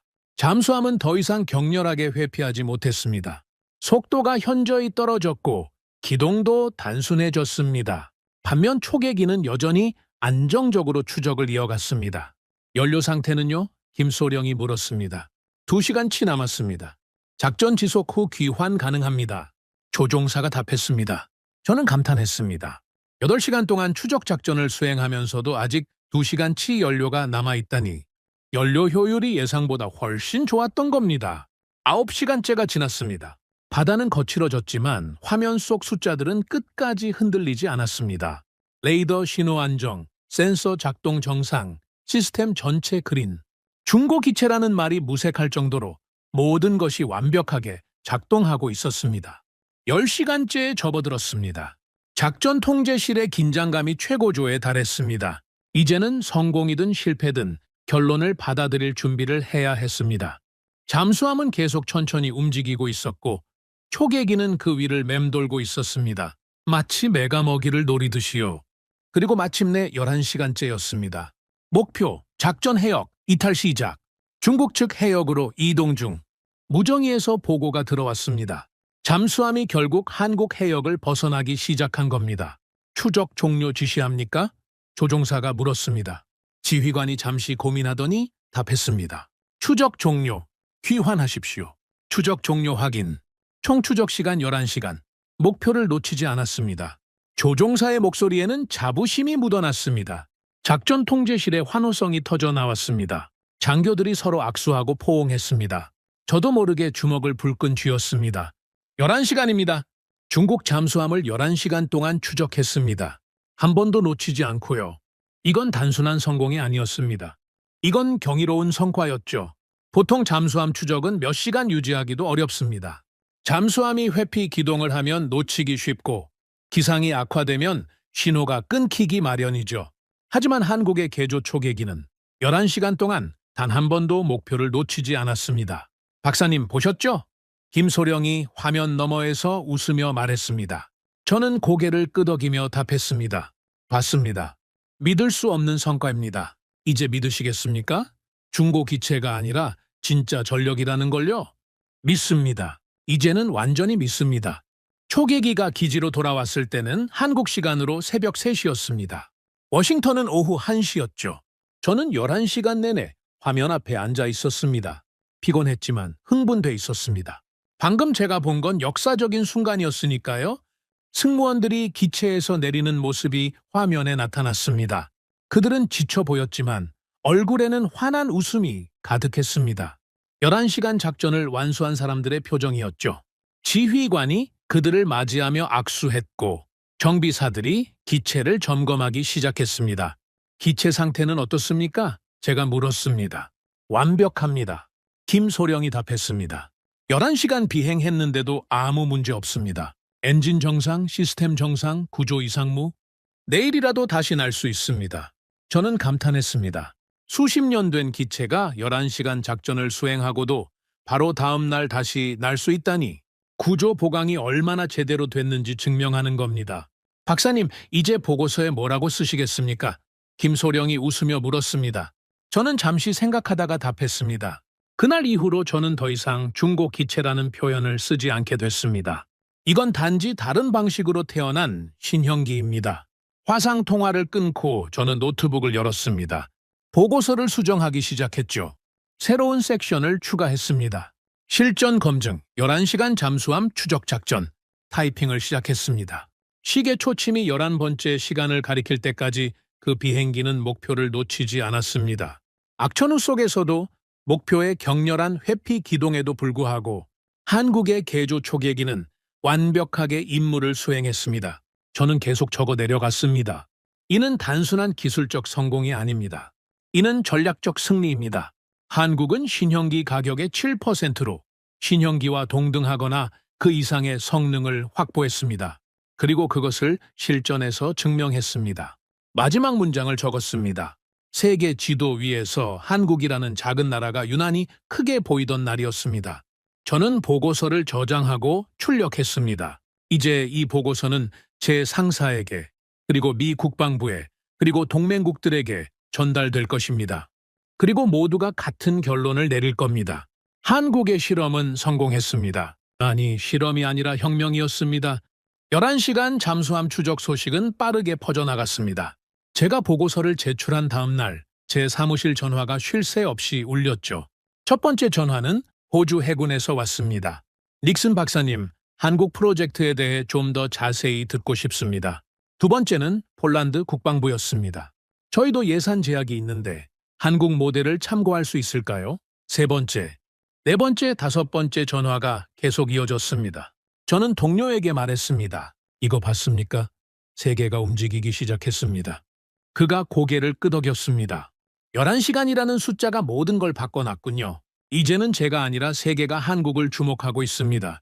저는 제 책상 위에 쌓인 문의서들을 보며 생각했습니다. 이제 한국 모델은 더 이상 한 나라의 실험이 아니었습니다. 이건 새로운 표준이 되어가고 있었죠. 일주일 뒤, 저는 나토 본부에서 열린 긴급 세미나에 초청받았습니다. 주제는 비용 효율적 해상 전력 증강 방안이었는데 한국의 사례가 주요 의제였습니다. 저는 브뤼셀행 비행기에 오르며 생각했습니다. 불과 몇 달 전만 해도 동료들이 비웃던 프로젝트가 이제는 나토에서 논의되고 있다니 말입니다. 브뤼셀의 나토 본부 회의실은 꽉 차 있었습니다. 20개국 넘는 나라의 국방 관계자들이 모여 있었죠. 저는 단상에 올라 프레젠테이션을 시작했습니다. 한국의 중고 초계기 개조 프로젝트, 검증된 성공 사례라는 제목이 대형 스크린에 떴습니다. 저는 차근차근 설명했습니다. 모하비 사막의 고철 사진부터 시작해서 경납고의 개조 작업, 시험 비행 데이터, 그리고 마지막으로 11시간 잠수함 추적 작전까지 모든 걸 보여줬습니다. 회의실은 조용했습니다. 모두가 집중해서 듣고 있었죠. 핵심은 비용 대비 효과입니다. 저는 그래프를 띄웠습니다. 신형 초계기 한 대 가격으로 한국식 개조 초계기를 14대 만들 수 있습니다. 성능은 신형기의 80에서 90% 수준이지만 핵심 임무 수행 능력은 거의 동등합니다. 회의실에서 웅성거림이 일었습니다. 한 프랑스 장군이 손을 들었습니다. 하지만 수명은 어떻습니까? 중고 기체니까 금방 못 쓰게 되는 것 아닙니까? 저는 예상했던 질문이었습니다. 구조 보강을 통해 최소 15년 운용 가능합니다. 15년이면 다음 세대 플랫폼이 나올 때까지 충분한 시간이죠. 그 사이에 천천히 신형기를 도입하면 됩니다. 독일 대표가 물었습니다. 기술 이전은 어떻게 됩니까? 미국이 허용합니까? 이건 민감한 질문이었습니다. 저는 신중하게 답했습니다. 한국은 상당 부분을 자체 개발했습니다. 레이더 센서 통합 시스템 대부분이 한국산입니다. 미국 의존도를 최소화한 거죠. 회의실이 다시 웅성거렸습니다. 이게 핵심이었습니다. 기술 자립이 가능하다는 것, 그게 한국 모델의 진짜 혁신이었죠. 발표가 끝나고 휴식 시간에 여러 나라 대표들이 제게 다가왔습니다. 필리핀 해군 제독이 명함을 건네며 말했습니다. 우리도 초계기가 절실합니다. 중국이 계속 압박하고 있거든요. 하지만 예산이 없습니다. 한국 모델을 적용할 수 있을까요? 대국 대표도 같은 질문을 했습니다. 인도네시아, 베트남, 심지어 유럽의 작은 나라들도 관심을 보였습니다. 저는 그들에게 한국방위사업청 연락처를 알려줬습니다.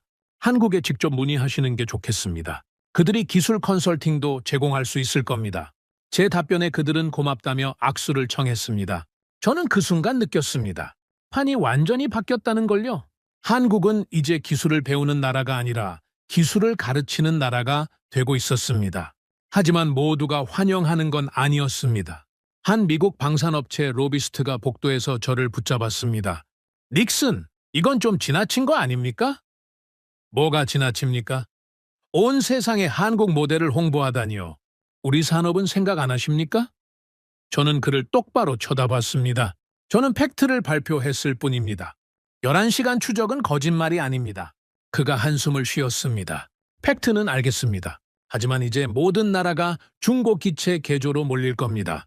우리 신형기 수출은 어떻게 됩니까? 그럼 더 나은 제품을 만드십시오. 더 나은 가격을 제시하시고요. 경쟁하십시오. 그게 시장 아닙니까? 제 답에 그는 아무 말도 못하고 돌아섰습니다. 브뤼셀에서 돌아온 뒤 워싱턴은 더 복잡해졌습니다. 미국 의회에서 청문회가 열렸죠. 주제는 한국의 방산 모델이 미국 산업에 미치는 영향이었습니다. 저는 증인으로 출석 요청을 받았습니다. 청문회장에 들어섰을 때 의원들의 날카로운 시선이 느껴졌습니다. 한 의원이 질문했습니다. 박사님, 한국 모델이 성공하면 우리 방산업체들이 타격을 입지 않겠습니까? 저는 마이크 앞에 앉아 답했습니다. 단기적으로는 영향이 있을 수 있습니다. 하지만 장기적으로는 더 건강한 시장이 될 겁니다. 무슨 뜻입니까? 지금까지 우리는 고가 독점으로 시장을 지배했습니다.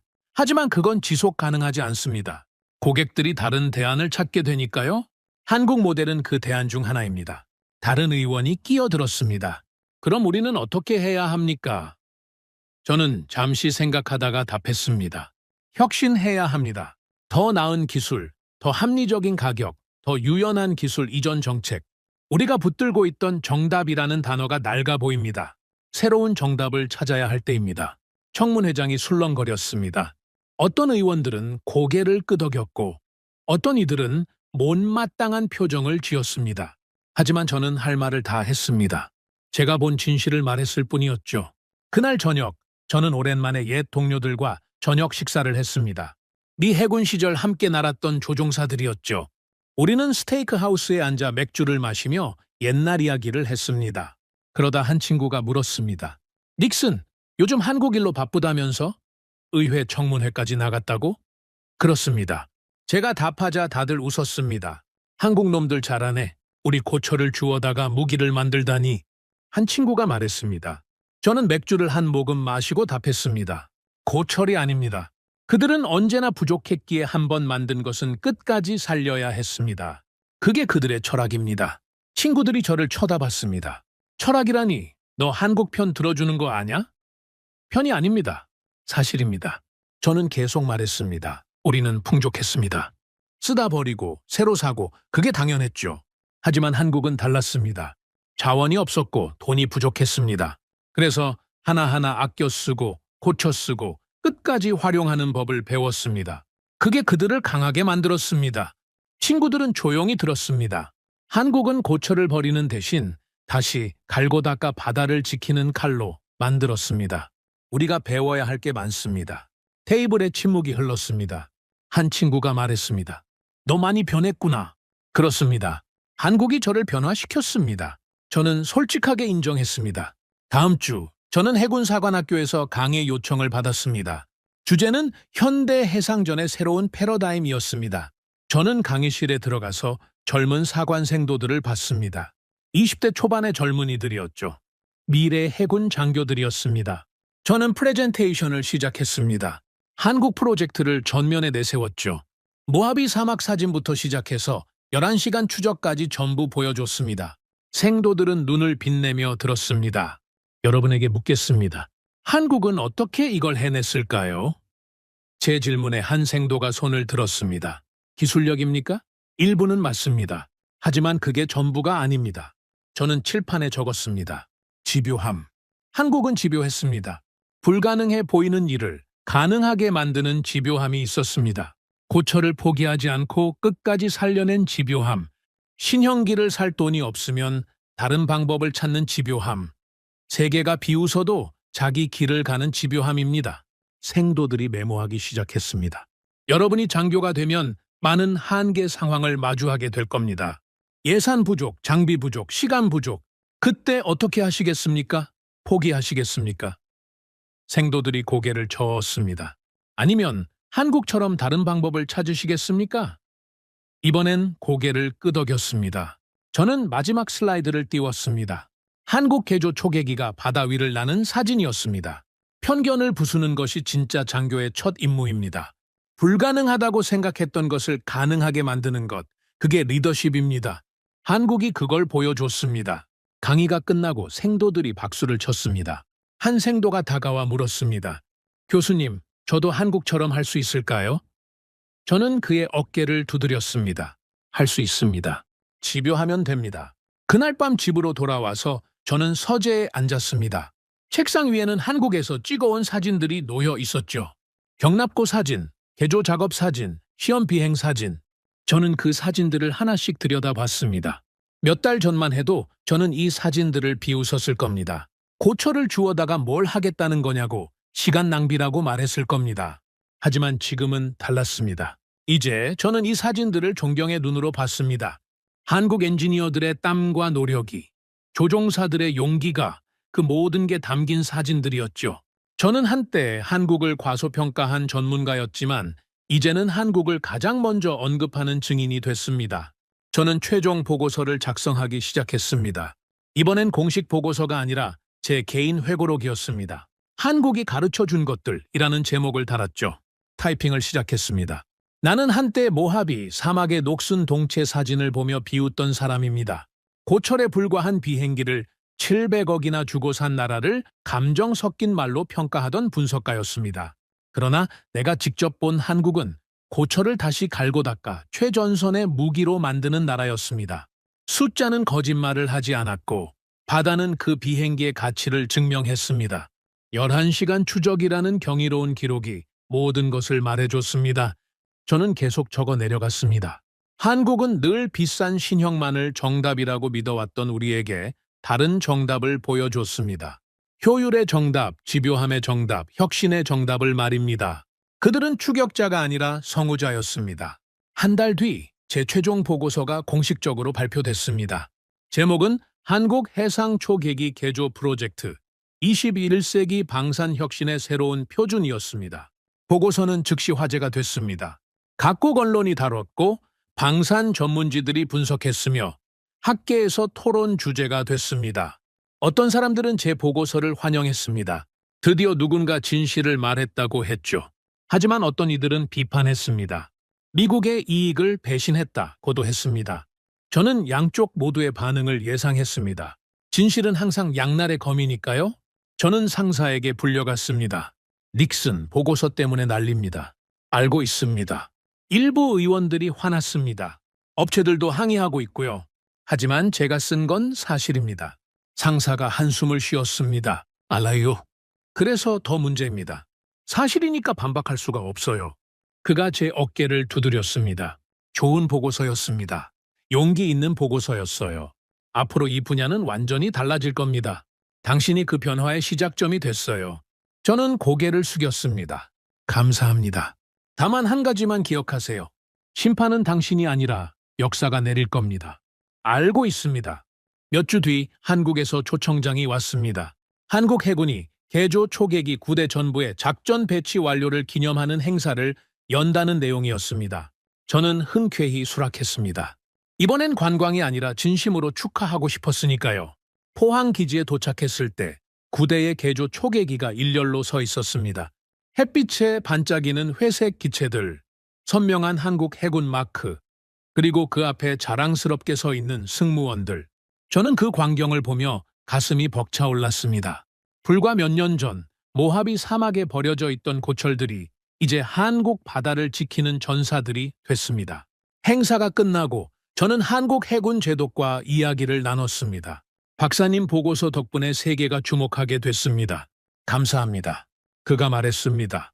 저는 고개를 저었습니다. 제가 한 건 본 것을 쓴 것뿐입니다.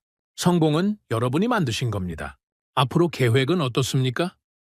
제가 묻자 그가 웃었습니다. 다른 나라들이 문의가 많이 옵니다. 컨설팅 해달라고요. 이제 우리가 가르치는 입장이 됐습니다. 저는 고개를 끄덕였습니다. 당연합니다. 여러분은 새로운 길을 열었으니까요. 저녁 늦게 호텔로 돌아와서 저는 서울 야경을 바라봤습니다. 이 도시가, 이 나라가 처음과는 완전히 다르게 보였습니다. 저는 이제 한국을 설명할 때 작은 나라라는 수식어를 쓰지 않습니다. 한국은 작지 않았습니다. 오히려 크고 당당했습니다. 저는 노트를 꺼내 마지막 문장을 적었습니다. 이제 누군가 나에게 한국을 어떻게 보느냐고 묻는다면 나는 이렇게 답합니다. 우리가 미처 생각하지 못한 길을 먼저 걸어가는 동맹국이라고, 배우고 싶은 나라라고, 존경하는 나라라고.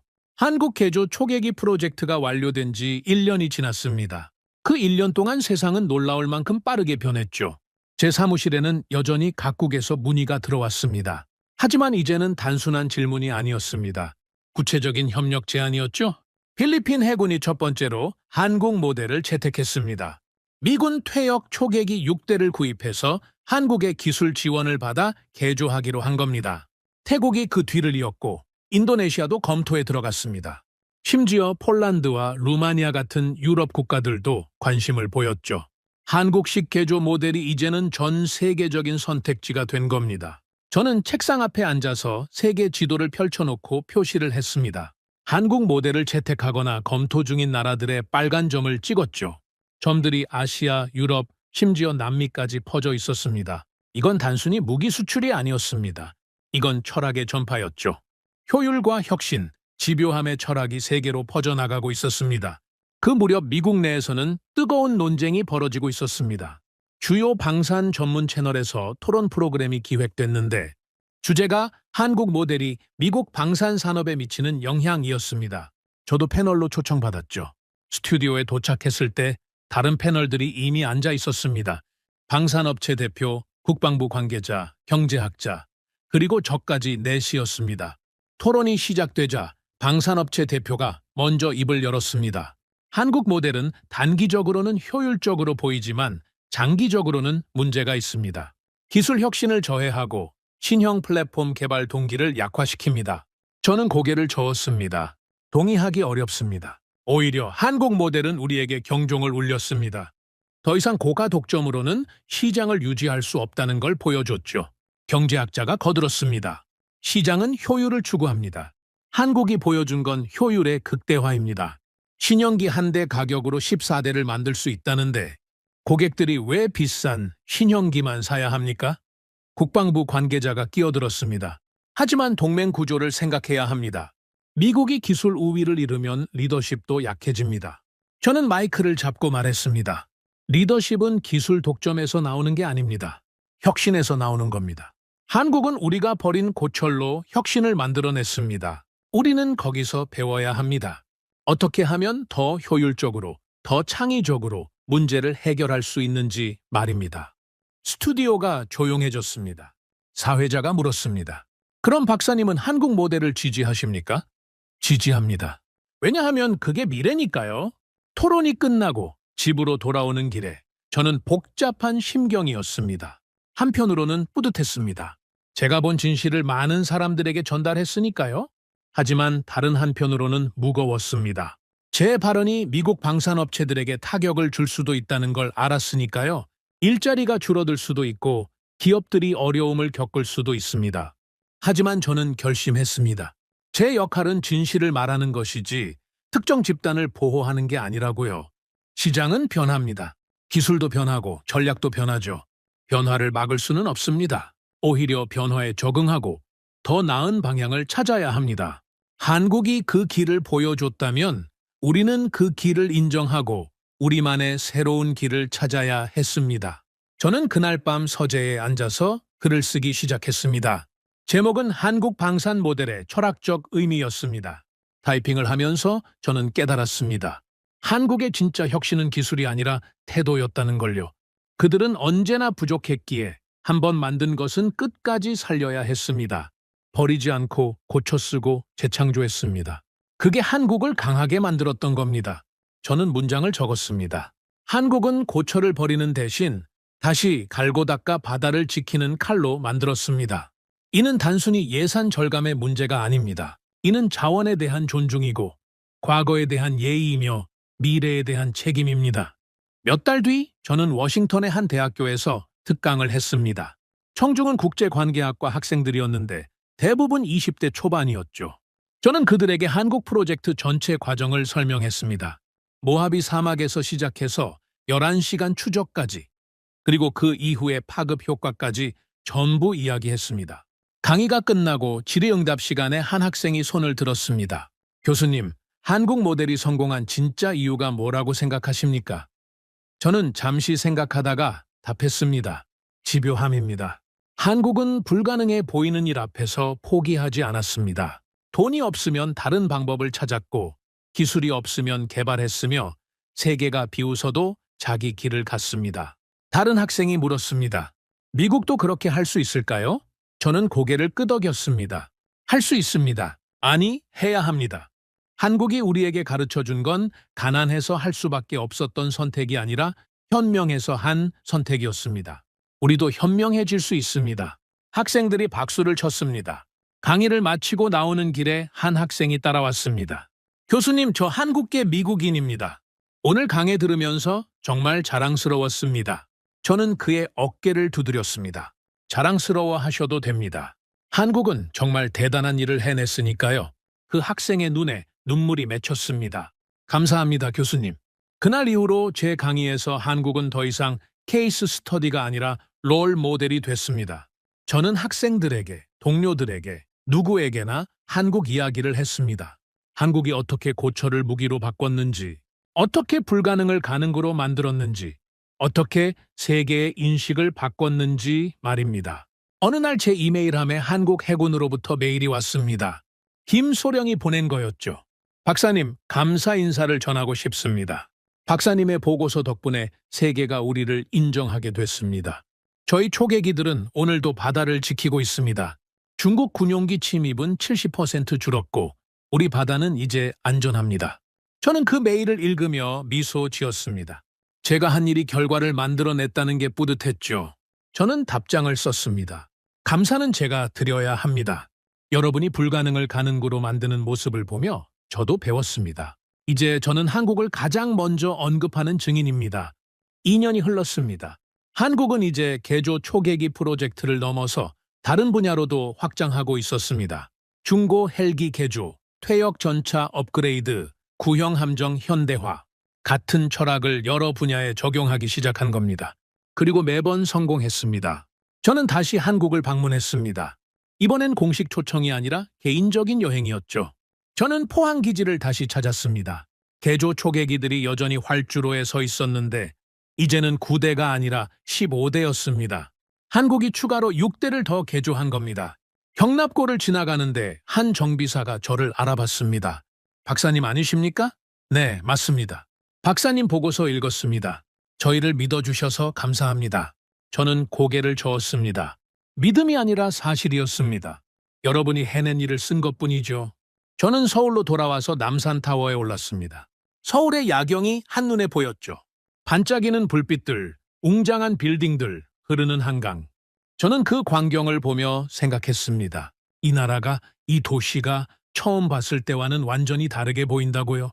저는 휴대폰을 꺼내 사진을 찍었습니다. 그리고 그 사진을 배경화면으로 설정했죠. 이제 제가 노트북을 열 때마다, 휴대폰을 볼 때마다 저는 서울을 보게 될 겁니다. 그리고 기억할 겁니다. 한국이 저를 어떻게 변화시켰는지, 제가 한국에게서 무엇을 배웠는지 말입니다. 워싱턴으로 돌아온 뒤 저는 마지막 원고를 마무리했습니다. 제 회고록이었죠. 제목은 고철을 무기로 바꾸는 나라, 한국이었습니다. 출판사에서 관심을 보였고 곧 출간될 예정이었습니다. 저는 마지막 장을 쓰며 지난 몇 년을 되돌아봤습니다. 한때 저는 한국을 과소평가한 전문가였습니다. 고철을 사는 나라, 임시방편에 의존하는 나라라고 생각했죠. 하지만 이제는 달랐습니다. 이제 저는 한국을 존경합니다. 배우고 싶어 합니다. 그들의 집요함을, 효율을, 혁신을 배우고 싶습니다. 저는 마지막 문장을 적었습니다. 나는 한때 모하비 사막의 녹슨 동체 사진을 보며 비웃던 사람입니다. 고철에 불과한 비행기를 700억이나 주고 산 나라를 감정 섞인 말로 평가하던 분석가였죠. 그러나 내가 직접 본 한국은 고철을 다시 갈고 닦아 최전선의 무기로 만드는 나라였습니다. 숫자는 거짓말을 하지 않았고 바다는 그 비행기의 가치를 증명했습니다. 저는 계속 적었습니다. 이제 누군가 나에게 한국을 어떻게 보느냐고 묻는다면 나는 이렇게 답합니다.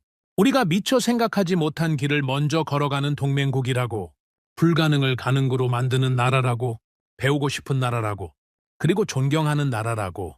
저는 원고를 저장하고 출판사에 보냈습니다. 이제 이 이야기는 더 많은 사람들에게 전해질 겁니다. 한국의 집요함과 혁신이 고철을 무기로 바꾼 기적이 세상에 알려질 겁니다. 몇 달 뒤 책이 출간됐습니다. 반응은 뜨거웠습니다. 베스트셀러 목록에 올랐고 여러 나라 언어로 번역됐죠. 한국어판도 나왔습니다. 한국에서 특히 많이 팔렸다는 소식을 들었습니다.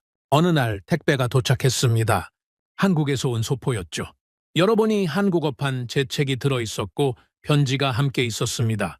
김소령이 보낸 거였습니다. 박사님, 한국어판 책을 보내드립니다. 저희 승무원들이 전부 읽었습니다. 모두가 감동했습니다. 박사님은 우리의 친구입니다. 언제든 한국에 오시면 환영합니다. 저는 한국어판 책을 펼쳤습니다. 글자를 읽을 수는 없었지만 사진들은 봤습니다. 모하비 사막 사진, 경납고 사진, 개조 작업 사진, 11시간 추적 그래프.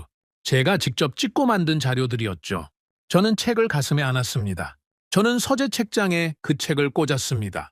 제일 눈에 잘 띄는 자리예요.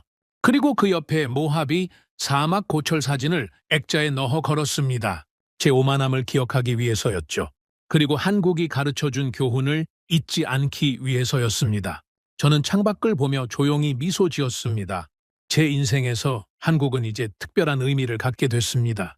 저를 변화시킨 나라, 저에게 겸손을 가르쳐준 나라, 진짜 혁신이 무엇인지 보여준 나라, 그게 바로 한국이었습니다.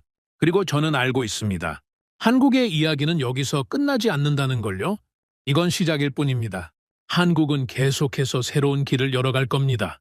불가능을 가능으로, 고철을 무기로, 의심을 존경으로 바꾸면서 말입니다. 저는 그 여정을 계속 지켜볼 겁니다. 이제는 비웃는 사람이 아니라 응원하는 사람으로, 의심하는 분석가가 아니라 증언하는 친구로서 말입니다. 오늘의 사연은 여기까지입니다. 구독과 좋아요는 영상 제작에 아주 큰 힘이 됩니다. 지금까지 감동테라스 저는 소희였습니다. 오늘도 우리 구독자님들의 가정에 따뜻한 행복이 가득하시길 진심으로 바라겠습니다. 긴 영상 끝까지 시청해주셔서 정말 감사합니다. 내일 더 좋은 이야기로 찾아뵙겠습니다. 감사합니다.